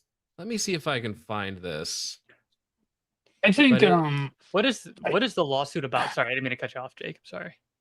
Well, so the lawsuits are essentially that these different AGs, attorney generals, are suing Glock because they are readily convertible with switches, which is, of course, they kind of are. Like, it takes 10 seconds, right? You could probably cut it down to like 4 seconds if you were really fast about switching out a backplate. And these plates are everywhere because of places like, AliExpress, Temu, that'll sell you a special little backplate that has a little thing on it. And so you can also 3D print them. There's lots of different ways to get them. Point being, there are hundreds of thousands of these switches in the US, and Gen 5s and Gen 3s are very, very easy to convert, which is why these companies have gone after them in this way, right? Yeah. I do agree that it's kind of silly and it doesn't make Glock look good. I'm a Glock fanboy, obviously, so I can't say too much wrong about them because I'll stop getting checks from Big Glock. But I don't know what the alternative would have been. And we might see what happens. We might see that actually play. Yeah. What the hell is that? We might see that play out, the alternative situation with one of these other companies, and we'll see, did Glock make the right choice? Would this have like destroyed them? Would we have not had Glocks in the United States market anymore if they didn't go along with this? I don't really know. I don't really care about Glock being able to accept a switch. I'm kind of indifferent either way Oh, we because don't. Yeah. I don't do that kind of stuff because I'm not Not your a certain You're not type of smart enough. I'm not a future scientist or astronaut. I don't know, man. It is kind of sad to see all this happening, but at the same time, I don't think it really matters a ton.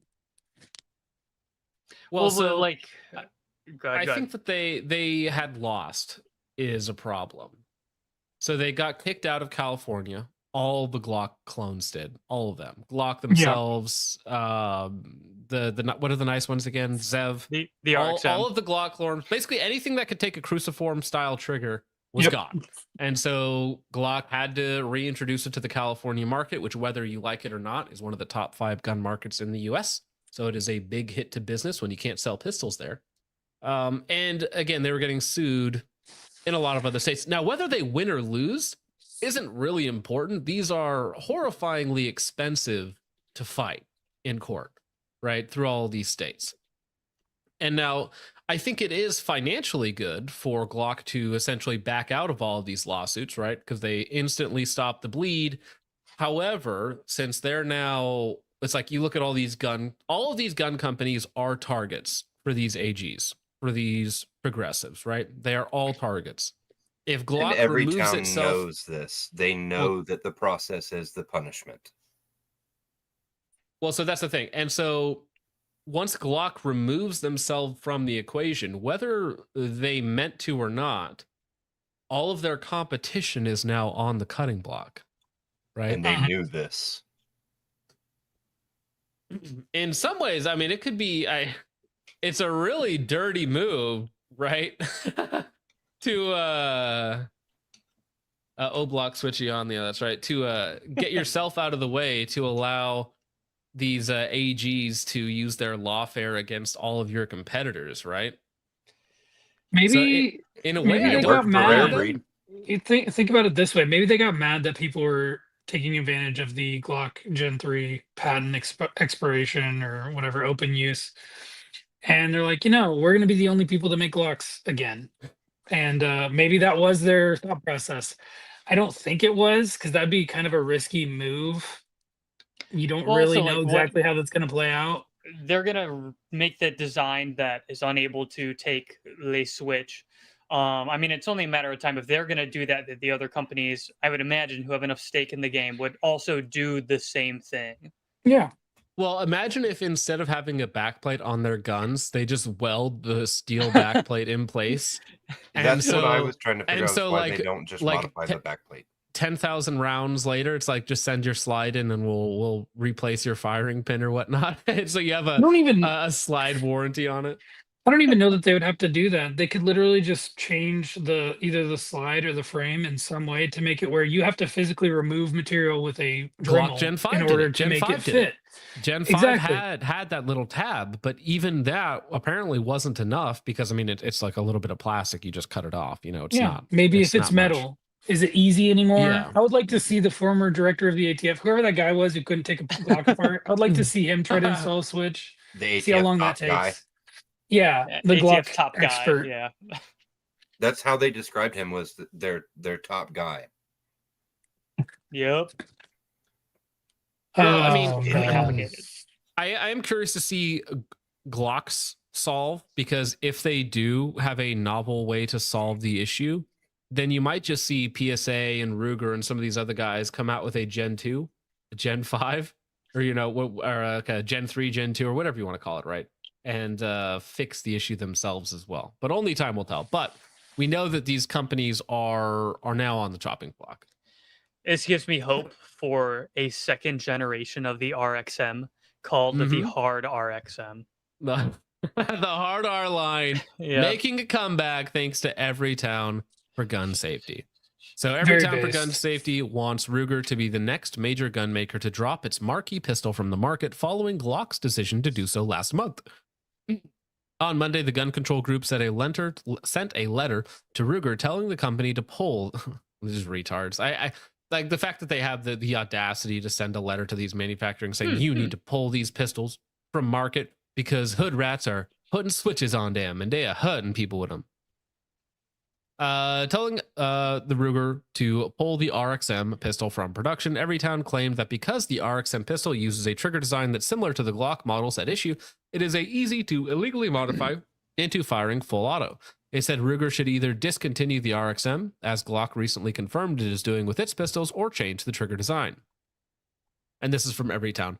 Ruger faces a choice following Glock's recent announcement. Will it continue to distribute and sell RXMs despite the evidence of its ease of convertibility to an illegal machine gun? Or will it put public safety first? Eric Tershwell, Everytown's chief litigation counsel, wrote to Ruger to ensure that Ruger does not exacerbate the alarming proliferation of deadly DIY machine guns across American cities and states. And by whom? We urge you to take the only responsible course of action and remove the Ruger RXM from the market unless and until you change the pistol's design. I don't understand. So if the switch is the machine gun, as defined by ATF, how is it that the pistol is also a machine gun? Well, these are just some nerds writing this letter. I mean, they probably don't understand the difference. So, yeah, I mean, this doesn't have to make sense, Richard. We're far beyond that point. I mean, listen, if we made sense, we would just, prosecute the criminals, not anything else. I feel like that's a simple crackdown. I mean, these people will flex their switchologies online, right? It's like, it should be pretty easy to track them down and remove them from the market. Do you remember when the group of middle school kids in their cap and gown were pulling out Glocks with switches?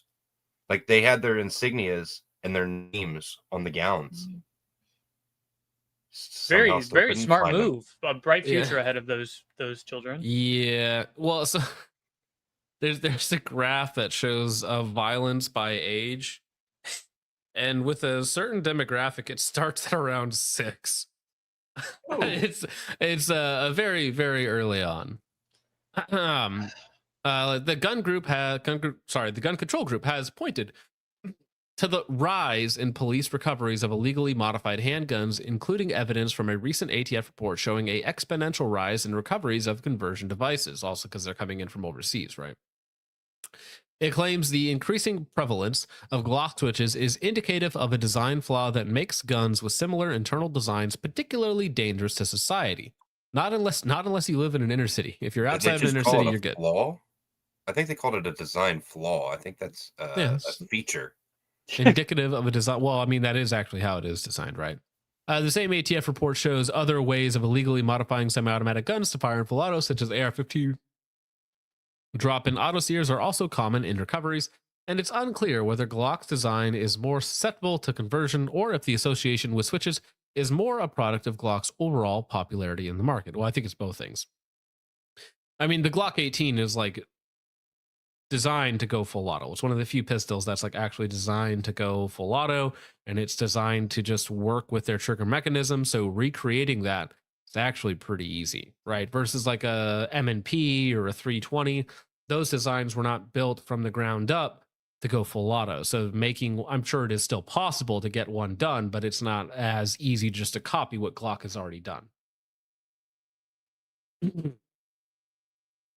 I don't really think there's anything else in this. As Ruger is no doubt aware, certain handguns, most notably pistols made by Glock and others copying the same design, have been easily modified into machine guns that fire automatically with the insertion of a readily available but illegal machine gun conversion device, Tershwell said. The frequency of shootings with such pocket machine guns has skyrocketed in the past several years. Instead of shunning a design, Ruger appears to have run towards it, designing its new RXM handgun introduced in December 2024 to mimic a Glock and to be customizable with the same aftermarket parts. As Ruger must have known, introducing such a design into the marketplace risks exacerbating the proliferation of illegal machine guns on the streets and further endangering American lives. What? Well, I wonder if. So this is the problem, though, is that they're going to advocate for either legislation or litigation against these companies, and Ruger is again the next biggest target on the block. And I got to be real, if Glock folded and they're selling millions of these things, I think Ruger is going to do the exact same thing, and Ruger will be forced to update it. I don't know what their fix is going to be, but I guarantee you they will not just allow these lawsuits to come against them. The group said it will not be satisfied with anything less than the removal of the current RXM pistol from the market. Gonna cry. Yeah. Ruger, you better let me send mine in to get the replacement model when you come out with it, or I'm going to hammers. That's all I'm gonna say. I'm gonna hammer my tenants that won't leave. No, I'm gonna add another RXM to the stat of being found in police crime scenes. All right, There's gonna be one more, and it won't have a switch. Maybe. maybe just for this one it'll have a switch. But I mean, you can obviously, they're not illegal to own. It's just that the company is going to get sued. That would be my guess, right? So I think that they will have to update, be forced to bring something new to market. And that means companies like PSA, they're going to be next with the Dagger. That means companies like Lone Wolf, Zev, and anybody else, Anderson Kiger, when they were a thing, they are absolutely going to be forced into updating their designs. And maybe the Gen 3 will actually just die as a design because in America, they just get sued for making them. Well, Gen 4 is the best gen, so. Well, Gen 4 is nobody makes the Gen 4 because nobody likes the Gen 4, Jake. Other than you can hold on to it. I mean, that's not true. Glock discontinued that on their own volition. They weren't even forced to. They were like, no, that's garbage, dog. No, Nobody likes this. the Gen 4, no, they discontinued it because people love ambidextrous guns. I think ambidextrous guns are kind of gay. I don't think we should pander to the left-handed population. That's weak. It's cringe. Yeah, I mean, the pandering Gen 4 to left-handed people. Left-handed people are basically minorities, and I hate minorities. Yeah, so you said people. People is like not the right word. Gen 4 is the best. Yeah, and nobody makes it because there's still a patent on it. That's the other reason. Or just nobody likes it. I like that. I like that answer more. Whoa. This is a good one. See, we redesigned the most popular handgun in America to stop urban gangs from using switches. Anti-gunners, you're still harboring the hard R line under the floorboards, yes? Yes? Do you have any hard R's under the floorboards? I can smell him down there. Bring it back, Ruger. Bring it back. Dude, bring back the hard RXM. Please. That could be the new model. It's the new model. That one can't be modified or whatever. No, that one just comes with the Switch, dude. What are you talking about? Yeah, it's just the Switch model. That actually would be a good move. Block Switchion is gonna love it. He was born for the hard RXM. Is there any overall? Go ahead. Go ahead. I was gonna say, is there any company that makes a clock like from the factory with a switch already installed? Not legally. No, I mean, well, it would be a machine gun, right? But like, is there any company that offers that? Ruger, I'm just saying, you could be the first one. You can buy a Glock 18 if you like know the right people. So I mean, yes, and that's a factory switched up Glock. So, or if you're like a cartel member, the U.S. government sends them to you. It's true. You too could be designated a terrorist and get your free Daniel Defense DDM4. A small price to pay for DD. Mr. Nick Ers ruin everything over on Ko-Fi says hood rats and she-boons ruin every single thing they touch. Genosian over on Ko-Fi says Chad Sig, know what? Our gun has serious defects, and we're going to do nothing about it while getting sued, versus the Virgin Glock, which completely stopped producing guns, even though there's nothing wrong with them, except young lawyers and astrophysicists don't use them. Or sorry, do use them.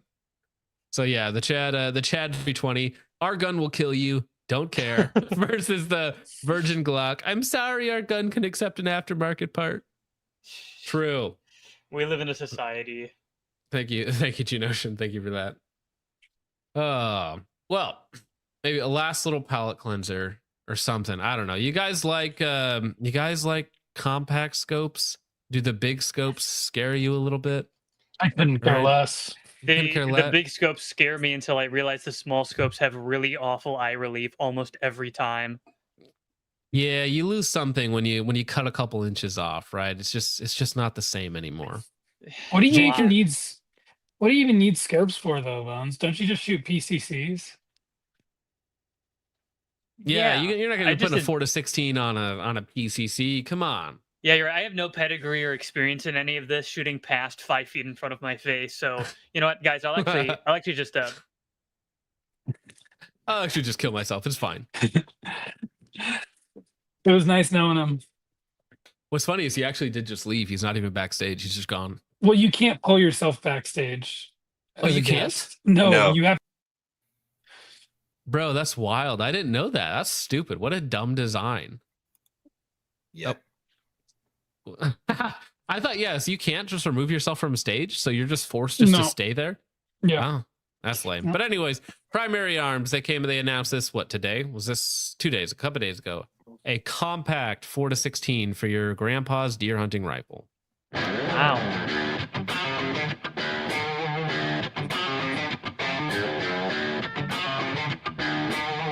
That's some hell yeah, brother music. Everybody, what's up? Hell yeah, brother. Well, think about the demographic here. So they even put it on the bolt action little hunting rifle here, something or other.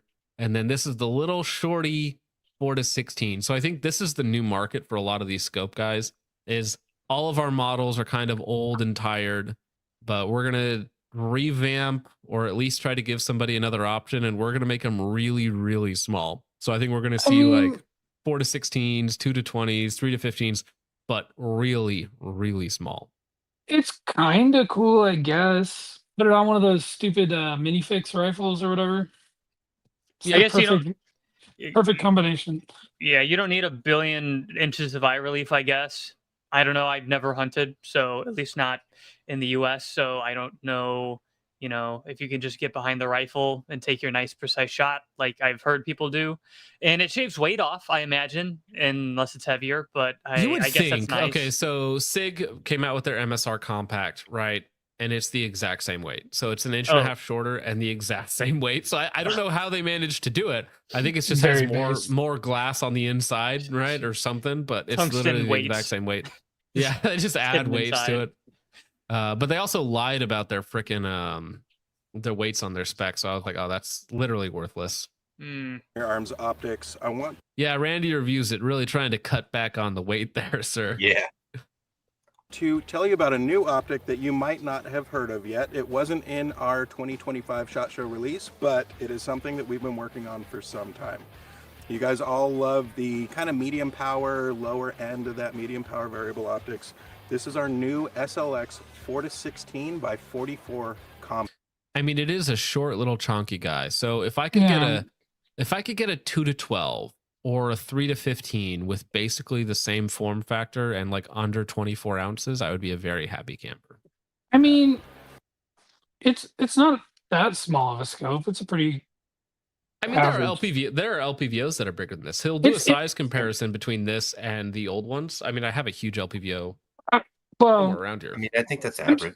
I think that's a big LP. I think it's a big scope. I think it's huge, actually. That's a good point. That is huge. Yeah, my scopes are way smaller than that thing. So when we say compact, we mean extremely compact. We have taken the tried and true and most loved 4-16 optical prescription that we had in our previous line of SLX rifle scopes. That is Matt Damon. That is literally Primary Arms Matt Damon right there. Okay. And we've been able to make it less. I mean, that is considerably smaller with the same magnification range, because that top scope is like your average 4-16, your average, 4-24, whatever it might be. That one on the bottom is very small. Very, very small. So if they can maintain decent eye relief, decent eye box, good field of view out of it, you know, trade-off probably being cost or glass quality in that case. Then 10.5 inches long. So in comparison to the older SLX 4-16 by 44, you can see the length is about 10.5 inches is your average LPVO. So you're getting a 1 to 6, 10.5 inches. That's about average. Like a compact LPVO is about 8.5 inches.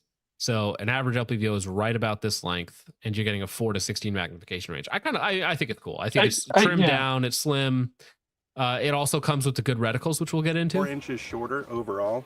And we've also been able to reduce the width of the optic as well by going away from the tall kind of dialing turrets and moving over to a more compact capped turret style. These turrets are going to be... Steven is a very nice guy. I talk to him every year at SHOT Show for at least 3 or 4 videos because they always have new products coming out. He also watches the show sometimes. So very similar and very... He seems like a very good dude. Familiar for anybody that knows our SLX 1 to 6s or any of the LPVOs. It is very short, very tactile clicks, and it is adjusted in 1/10 mil increments. It still has the ACSS reticle system in there. We're going to be offering a few different reticles in this. One is the, wait for it, HUD DMR 308 that you guys keep asking us to reintroduce. Okay. This is what we've been waiting for, so you will be able to get the HUD again. We also have the new Athena BP. Now, personally, I am an Athena BPR Chad or Stan. This is my favorite. Give me a 1x1 mil grid with a floating dot, please. Or in this case, because it's ACSS, it's like a tiny floating chevron, because of course it is. I'll take it. It's okay. It's tiny. It's tiny on this model. It's very small. That looks way better. Right. That last reticle sucked, but this one looks a lot better. Well, so the 308, the whatever they call it, the BPR 308 reticle or whatnot, it is a ballistic drop calculated reticle based off of 308 for BDC, right? So it's not a mil-based reticle. It is designed around 308. I believe it is a chevron reticle. Yeah, it is God a chevron. Damn it. They need to cool it with the chevron reticle. Well, no, but I mean, look, that you guys It can't is even tiny, can't even resolve that on your screens right now. I've used the Athena BPR, whatever they call it, that reticle before. I like it quite a bit. And with this, since you're not going to be dialing, unless you're inside of 200 yards, you're never even going to be using the chevron. You're going to be using the mil grid Christmas tree, which is what it's there for. Also have the new Athena BPR in this optic. This is one of the reticles that you might have seen with our teasers of our PLX long range line. Again, 44 millimeter objective, so you have awesome light gathering capability. It's got a great field of view on it, and it is a perfect rig for that lightweight hunting setup or SPR. If you guys do have any questions, please feel free to reach out to us or our social medias. Otherwise, we will see you all in the next one. If it's like sub 400, somewhere in that price range, could be a really decent budget mid-range scope, right? Especially if you're shooting inside of 1,000 yards, you're never going to need more than 16 magnification with some decent reticle options. But you're going to have to be very comfortable with using the reticle because it is not a dialing scope. So cool little thing to throw in there at the end. And I'm sure Primary Arms, being Primary Arms, is about to drop like at least 7 to 10 new products at SHOT Show. That's usually what they do. They tease at least 7 to 10 new products. You're going to get new prisms. You're going to get more compact LPVOs. You're going to get more big LPVOs, probably more pistol dots because they have the HTX1, the Texas-made pistol dot, which I've heard good things. Haven't really seen them for sale much, but yeah, I need to pick one up. All right, well, that's the last of our stories. I think that's the last thing that we have. So now we're going to go ahead and get to the support, because you guys have been extremely generous tonight. I did try and hold off to an hour into the show to even bring up the super chats, because otherwise it just absolutely dominates the show, which we of course appreciate. But I do want to make sure that people can actually watch it as well, right? But yeah, Bones or Jake, if either of you guys need to take off for the rest of the night, feel free. If not, we're just going to power through and beat people up along the way. I will be here, but I will be making food too. AMR says old news is still hot garbage. Wow. All right, man. Rough, dude. Did I see a wild Kyle in the chat? Yes. Oh no. Kyle says, Some guy tried to break in the house today. Wasn't there. We got camera footage and reported it. I checked the local homeless camps and found him at a nearby bus stop hours later. Stay safe, boys. Bro, Kyle, 1,600-pound total Kyle coming to find you at a bus stop. I feel bad for that man. And he didn't even know, right? Because he doesn't know what you look like, but you know what he looks like. You probably... You put him in that. You're like, you're sitting in the front seat whether you like it or not, big man. I am kind of wondering what a bust stop is, but I'm not gonna. Well, a bust is why he stopped. That's. I'm not gonna ask questions about it, honestly. There were many things busted all over the place. Well, Good for you, Kyle. I hope that man found justice. Yeah, I hate some guys. Pretty sure he went to tell her I can't leave DNA anywhere, though. I have to be by the book. Yeah, don't leave DNA. Whoa, Kyle, do not admit to. Kyle, stop. Do not admit to crimes on stream. Do not admit to crimes on stream. No. Kyle, don't leave DNA at the bus stop, bro.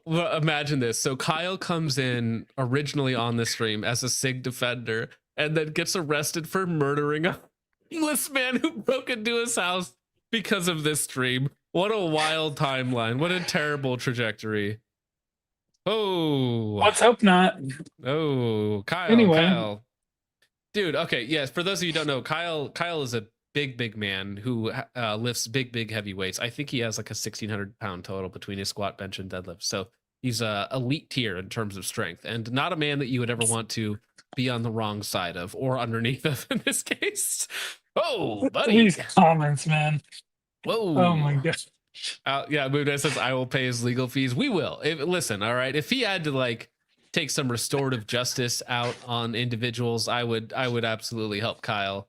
Kyle. All right. Thinkers before shooters. All right. Thinkers before shooters. Dick Cheney's heart for 2 says I outlived the Gen 5, but not long enough for GTA 6. Pour one out for Dick Cheney's heart. Sorry, bro. Sabardic Noticer for 2 says, don't you dare fuck with Annie's, Jake. You will be past tense slurs. Whoa. All right. Jake doesn't like Annie's. All right. Zany Co for 5 says, why does Gake get to come on, but not me? I'm willing to show much more. That's why you're not allowed on, Zany. Thanks for that, homie. We didn't want to see what we have seen of Jake. Come on. No, I'm just kidding, Zany. If you wanted to come on, you can come on. I'm not afraid. I mean, I'm a little afraid, but I'm a little afraid. Just a little bit. Every time I turn on the camera and I press that start stream button, I'm like, this could be it. Could be it. My career is in my hands. And man, am I good at fumbling things. Sabardic Noticer for 2 says, train is a Jeet cause of death. John Mayer song, by the way. Yeah, the natural predator of the Indian man is a train. Central Sands Defense for 10 says, oh, whoopsie daisies. Yeah, that's in reference to running the lady over Benazar. Wisconsin cop, Wisconsin PD. He's probably done many things, accidentally rolling over a perp multiple times. It happens, Bad Someday day. we're going to have to get Ben on to body review cam the footage video. gets turned off. The footage got lost. We don't know where it is. His legs just did that, Your Honor. They just did that. Ben's got some pretty wild body cam footage where he almost had his neck sliced by a meth head. Yes. Yeah, we'll have to review that someday. That was wild. Karl Marx is retarded. Throw a commie from a plane. It should be kill a commie for mommy, because I think there's a meme about that, which we talked about mommy dommy earlier, whatever we were talking about. For 5 says, Dick Cheney gunned me in the face, and all I got was a cowardly gob. Aw. Thank you, Karl Marx. I think you meant GOP, but... Well, gob is funny. Yeah, he probably did mean GOP. I think that's what he meant. Todd and Dogs for 2. No, he was talking about GOP, which is whatever the heck that Culver's was giving you with that mac and cheese. Yeah. The Todd goy Dogs swap. for 2 says, yes, exactly. For 2 says, Cheney's speech played backwards is horrifying. So is my birth film. Played backwards? Absolutely terrifying. Karl Marx for 10. for 10 says, Battlefield fans, we want a classic feeling Battlefield with great graphics. DICE, we hear you. We hired COD devs to make 3-lane maps and a COD style battle royale. You know, Isn't that exciting? people who are complaining about the new Battlefield just suck at playing video games. I really don't want to hear it. Jake is I'm kinda tired EA's of it. biggest defender, dude. No, I don't. I I'm don't just gonna like give you EA. a defender tag. Oh my gosh, dude! Everything I say, I'm just the defender. Well, you're contrarian. These people, they're paying their hard-earned money, and you're like, No, this you're is wrong. I this love is a Israel. stupid- I this is a love EA. stupid cope I that love someone- Culver's. It's a stupid cope that someone comes up with when they don't know how to play a video game, and they say it's the game's fault, not theirs. Jake be like,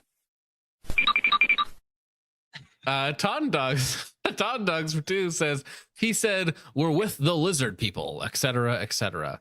I'm pretty sure they're all lizard people. Let's be real. Amorite Boy for 2 says, Rabbi Peely, a banker? Say it ain't so. Ugh. Interest rates, am I right? Ugh.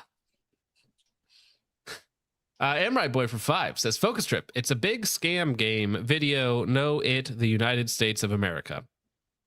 I think you mean no, it's the United States of America. Well, I mean, listen, talking about the political class being unbelievably corrupt. Of course.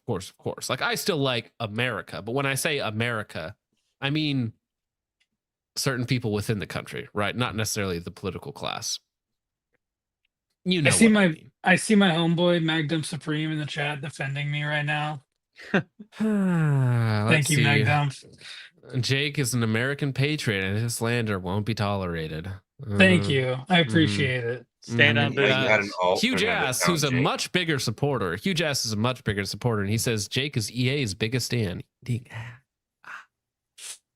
I've never done that before, so I wouldn't know. Pretty sure you've had Culver's many times. JLG for 2 says, just yeeted a raccoon at my koi pond while listening. Well, hey, get rid of the pest, pest control based. Todd Dogs for 2 says, Cheney, let them eat depleted uranium. Yeah. That is Halliburton stocks go burr. Okay. It's called We Do a Little Middle East Destabilization. Swen Doodle says the last clip about the military industrial complex is called Why We Fight 2005. Really good watch. Okay. Yeah, perfect. I started that one. If you haven't seen that, it's actually a very good one. Why We Fight 2005. Go check it out. Thank you, Swen Doodle. Appreciate it, sir. Chudberg McGilstein for 5 says, Al-Assad mentioned King, the only Syrian refugee that is actually a doctor. True. He's an eye doctor, right? Yeah. And Europe, a damn good one, too. And Europe wouldn't let him in. Assad must go, Cheney. Who must go? Who must go? The Light Sport for 2 says, Al-Assad, like the Call It 4 villain. Yes, exactly. It's the same thing. It was basically a documentary. Bloodbase for 10 says absolutely nothing, so we have to play Jake's favorite clip. You don't get to ask those questions. What's wrong with you, Mom? Why are you so scared? I'm going to make that video, but AI, and make it talk to Jake. Be like, Jake, why are you so scared? You don't get to ask those questions.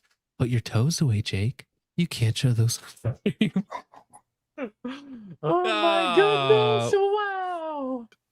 It feels a little fake and gay. Gotta take. Thank you, Blood-Based. Eric McKinley for 2 says, a fellow Jervalen enjoyer pre-stream. I see you. Yes, I was watching Jervalen stream Halo 4 Deathless co-op, and I managed to watch him die on the very last level before completing his Deathless run. And I found it very funny, so I sent him 5 for that. He's also a very good Halo player. Tarkay, and I'm a boomer, so I like Halo. Tarkay for 5 says, the only thing keeping me from running out to buy Cabela's RXM Vortex combo is I'm still paying off the 19.5 Koa I found at my local gun store 2 weeks back. No markup. No, dude, just like, I get that you might want the RXM and Vortex combo because it's probably a really good deal, but a 19 Gen 5 Koa, that's a steal because those are never coming back. Okay, so you hold on to that thing. Trout KC2 XR for 2 says, Pennsylvania Wigga here. Nights in the mill, not waking up. That's right. What? I don't know, something about Wigistan or something. Wigartha. Moonman for 5 says War of the Flea is based, by the way, also Tactics of the Crescent Moon. See, now that's how you know we have an autist in here, when he looks at this image and he recognizes the books on the table. He's like, oh yeah, great. Thank you, Moonman. Appreciate the 5, sir. Moonman again for 2 says meat bun. You need anything else? The burger sucks. Okay. All right. Hot take here. I have had some excellent burgers that are 3 ingredients: patty, mayonnaise, bun. Like a really good bun, a perfectly cooked patty, and mayonnaise, and they're excellent. And you can have like 4 of them without being full because they don't have a bunch of other stuff on them. Now, it's not my preferred way, but every now and again, really good. Burger's not a burger if it doesn't have cheese on it. Right, that would make it a cheeseburger. I also prefer cheese on my burger, but I'm saying occasionally there's a time. Whoever said that is just self-reporting as being lactose intolerant. Oh, I'm gonna have to pull Moonman's white card. Huge Ass for 2 says Richard Guzzles man custard. Wow. Oh, big if true. If true, big. Moonman for 5 says I'm in favor of mandating non-essential businesses be closed on Sunday. No exceptions for the godless people who don't go to church. Based. Actually, yeah, pretty based. You will honor the Sabbath whether you like it or not, young man. Thank you, Moonman. Appreciate it, man. Moonman for 5 says Richard, anime girl that I made for you. Also, Dick Cheney is dead. Dick Cheney is dead. Did you sell your Halliburton stock, even though it went up today? So it's still a buy stock. Polly B for 5 says, how much to Super Ted again? You don't get to ask those questions. Creepy Candace again. That stuff is nightmare fuel. Cringe fingernails on chalk. It's something, that's for sure. Now, I know Jake has a special affinity for it. I think it's a little creepy. I'm edging towards creepy on that one. Not edging? Just creepy. What edging? No. Gardus for member for 3 months says, how much to get rid of Gassy forever? I don't know why Chudberg McGilstein loves Gassy so much. It's some sort of mental condition. It's like reverse autism. Chud for 2 says the RXM is going. The gay community is in shambles. Kill yourself. Bones roasted. This guy right here. That's right. Speaking of killing yourself, did I hear that you had a falling out with Trench? Is that public or no? Oh, this was he defriended me and said that we are no longer friends like 2 or 3 months ago. I just took me that long to process that. Been disowned by my father that way. Your dad Don't worry, he's disowned you? us 3 times. Your dad dumped you? Yeah, he and I quote, I'm pulling up the receipts real quick. He simply said, the last message I got from him was, I have to find it, something along the lines of, I can't believe you would end our friendship this way. So yeah. Wait, he said to you as he was ending the relationship? Yes, that is what he said. Where is So Bones was abandoned by his dad? Dude, many such cases. Is this a father-son thing, or is this like a? It seems more like a romantic. One last thing he said. situation. Yeah, I am sad by our friendship. That was the last thing said. So, not friends with Trench anymore, I guess. Very English strange situation. English is not his strong suit. I mean, man. maybe I'll have to talk to him. I can patch anything up. Right? Give me enough time, I can do it. I believe in you. Polly B for 5 says You can Gauntlet fix her. picked up. I can fix him. Gauntlet picked up In-N-Out family owned by Christians. Pay their staff well. Stores are clean and staff are friendly. Virtues unmatched in fast food. Well, honestly, there is a element to that. Like, there are certain stores that I don't go to because of who they're owned by. There are certain stores that I do frequent, even if I spend a little bit more money because I know the family that owns them, right? And it's just, things you should consider in the based economy. You should support the people that actually care about you and don't hate you.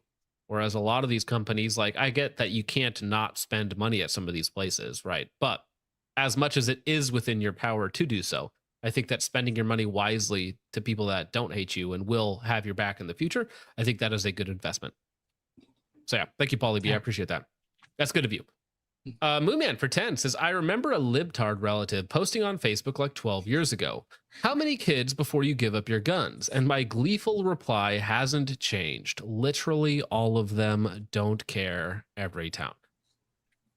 Well, yeah, but that is the correct answer. It's like there is not a point at which you give a evil government the complete and total power over life and death. Right? There is not a time where you ever surrender that right to evil people who hate you. And also it's weird that they're like, you know, saying that. It's like, how many kids do I have to kill before you give up your guns? And it's like, I think I will maintain them so that the kids don't, like, my kids specifically don't have that happen to them. How about that? Thank you, Moonman. I appreciate that. Zany Co makes a really compelling argument. Jay. Whoa. Enough said. Oh, beautiful. That is. I love that image of Jay. Oh, I gotta use that meme. Oh, that is so good. Thank you. When somebody says them in the Discord for people to make their own edits of. Is that what you're gonna use as the thumbnail for the video when we inevitably fall out? Right. Yeah. Just make it black and white. It'll be perfect. Yeah. And then have just blank out your eyes and say $7,000 over it. Was $7,000 worth like, it? When somebody says something so anti-Semitic, you hit them with that slow-mo stare. Mm-hmm. That's what this meme is. Thank you, Zanico. Huge ass for 5 says Napa know-how ruins everything they touch. Napa. Huge ass for $20. That is. Here you go. It's alphabet soup. I made it special. Remember when public transit was considered safe? Remember when cruises were considered nice vacations? Remember when you could buy a normal Glock? Napas ruin everything they touch, including fried chicken. That's so true. You know, I was in Europe in 2018. I was traveling through, I forget what the city is outside of Venice, but I was on a bus with my family. Felt 100% safe in 2018. Just clean, very nice. And even in like less than a decade, it's gotten like 10 times worse. Now, there were definitely parts of Europe back then that were bad, like really, really bad, where you'd have like gangs of these people roving through the streets, approaching people and whatnot. And I had my sisters there, and I was like, all right, this could be really fun really fast. But yeah, it has only gotten worse with a certain group of people. Thank you, Hugh. That's tragic. Yeah. Timothy Tastewell for 2 says human meat. I don't know what that's in reference to. That's a good reference. Timothy Tastewell, did he die in a bear attack? And it's no, I believe. Well, if it's something to do with a semi-auto reference, you know, our beloved member of the community, he was going on about how McDonald's has human meat in their food. I've heard that allegation against a lot of other companies Yeah. and individuals I mean, and stuff. I never know how true that stuff is, but I'm also like, people are evil. Do you remember the story of someone who got their Wendy's chili and opened it and found a human finger in there? Yeah, I remember somebody getting their McDonald's chicken nuggets and they found part of a finger in there. I don't remember that, but that sounds to me like a localized accident, not from the factory. I don't know. I think it's probably from the factory. So Wendy's chili isn't actually made in the factory. That's one of the things that they actually do there, because they take the burger from the day before. How do you know this? Friend of mine used to work at Wendy's. Okay. Yeah, that's what they do with the burger. I used to know this really retarded guy who worked at Wendy's. He loved it. He was like all about it.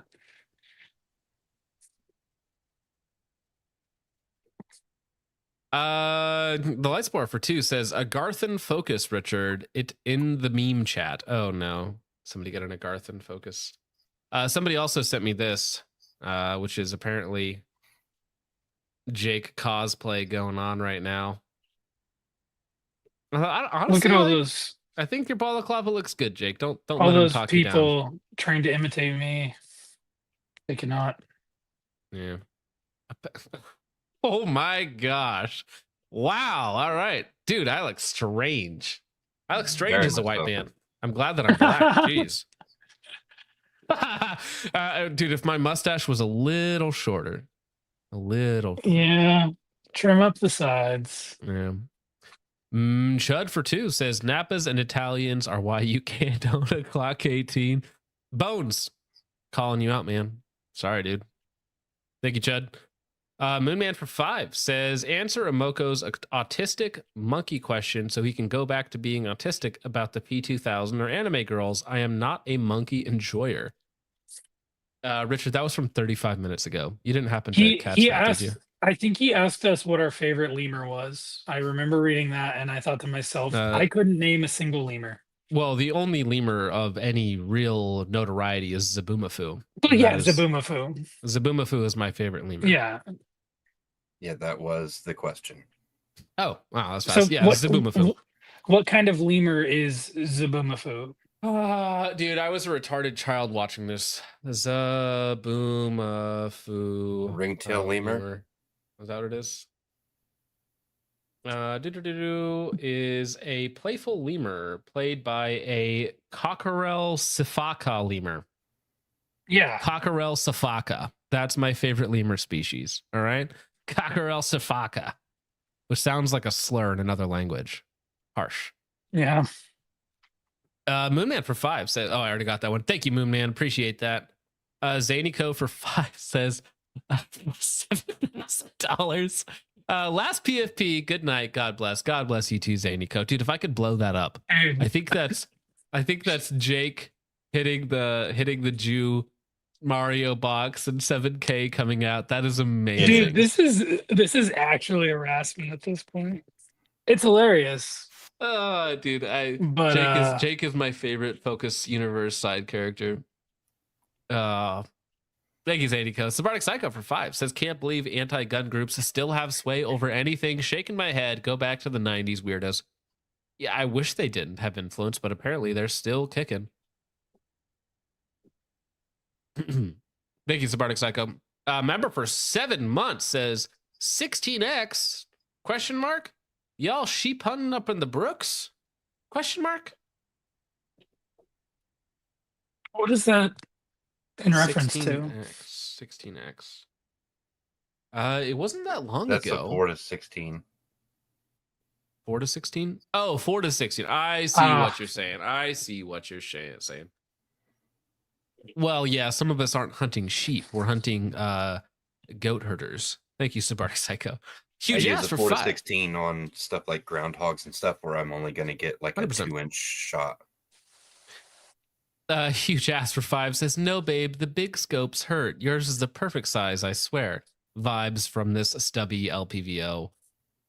I would say it's an average size, honestly. That guy Kyle says, I'm flattered. 100. Yeah, well, that guy, you might be flattered, but your op is flattened, right? So, real or filleted. Thank you, Kyle. Good luck hunting. Moonman for 2 says, when is that $20 optic review coming out? Are we talking about the SLX? I don't know.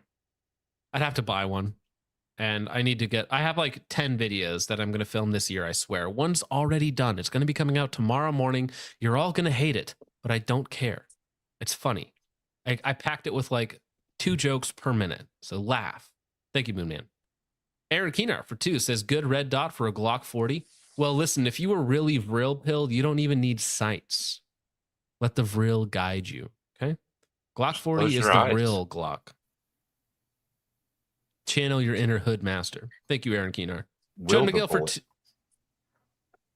Chud McGill for 2 says Jake's Gassie's coming soon. Also, check Discord, Jake. I don't. Chud, I saw your Discord message. I'm busy right now. I'll get to it. There are other moderators, just so you know, but I will get to it. Okay. Oh, is there an actual Discord issue? Do we need to handle Discord drama in public No, right he now? just wants me to. He wants me to give him VIP, and I didn't have time to verify who he was, and Oh, okay, yeah, that's fine. So Of course, Chud can get VIP. I trust him. yes, Aaron Keenar for 2 says, "I love Genocide. Mrs. Side is a wonderful young lady, and I hope you and Jenna have a great time together." sounds nice. Thank you, Aaron Keenar. Holly B for 2 says, "McDonald's meat is people. Charlton Heston decibels." Is that when he screams? Oh, dude, that is so loud. That is so loud. His scream in Planet of the Apes, which was a prophetic movie. It's a good movie. That is a good movie. What are they screaming about? He screams when he finds the Statue of Liberty like halfway covered up in sand, right? Because he realizes that he is on Earth, but he's in Earth in the future, right? He says, "How long have I been gone?" That scream, if you listen to it, it is like max gain volume, whatever they did in that Like film. this? That's basically it. Yep, you're right. Wow, I love that. Thanks. Moonman says, "Focus Trip, that thing that Mr. Oh, I forgot about that. Yeah, I have to order one. That Mr. Guns and Gear did an advert for. I have to. That's what he was. Yeah, that's what he was saying. That was his request. I have to get that.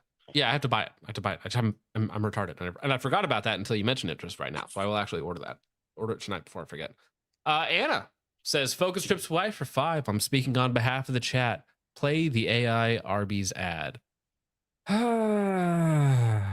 $5, dear. Which one? You got to be more specific. Well, actually, here's one that I haven't seen before. Did you see their actual? Jesus. All right. My gosh. I apologize to anyone watching. That is awful, terrible use of AI. Never do that. That's horrible. Sponsored by Arby's. You wouldn't get it. Focus Trip, don't Jew me on the super chat. Need a recommendation for a good red dot. Okay, so Glock 40. I have one for sale right now. You want to buy it? It's 4T Pro. Great optic.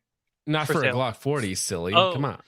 Oh. I mean, do you want a comp dot? Do you want a duty dot? I mean, if you want a comp dot, I always recommend, always, the Holosun 507 comp, but there is also, there's also the Vortex Defender XL or the new STs, which is their enclosed line. So it kind of depends on what you're looking for.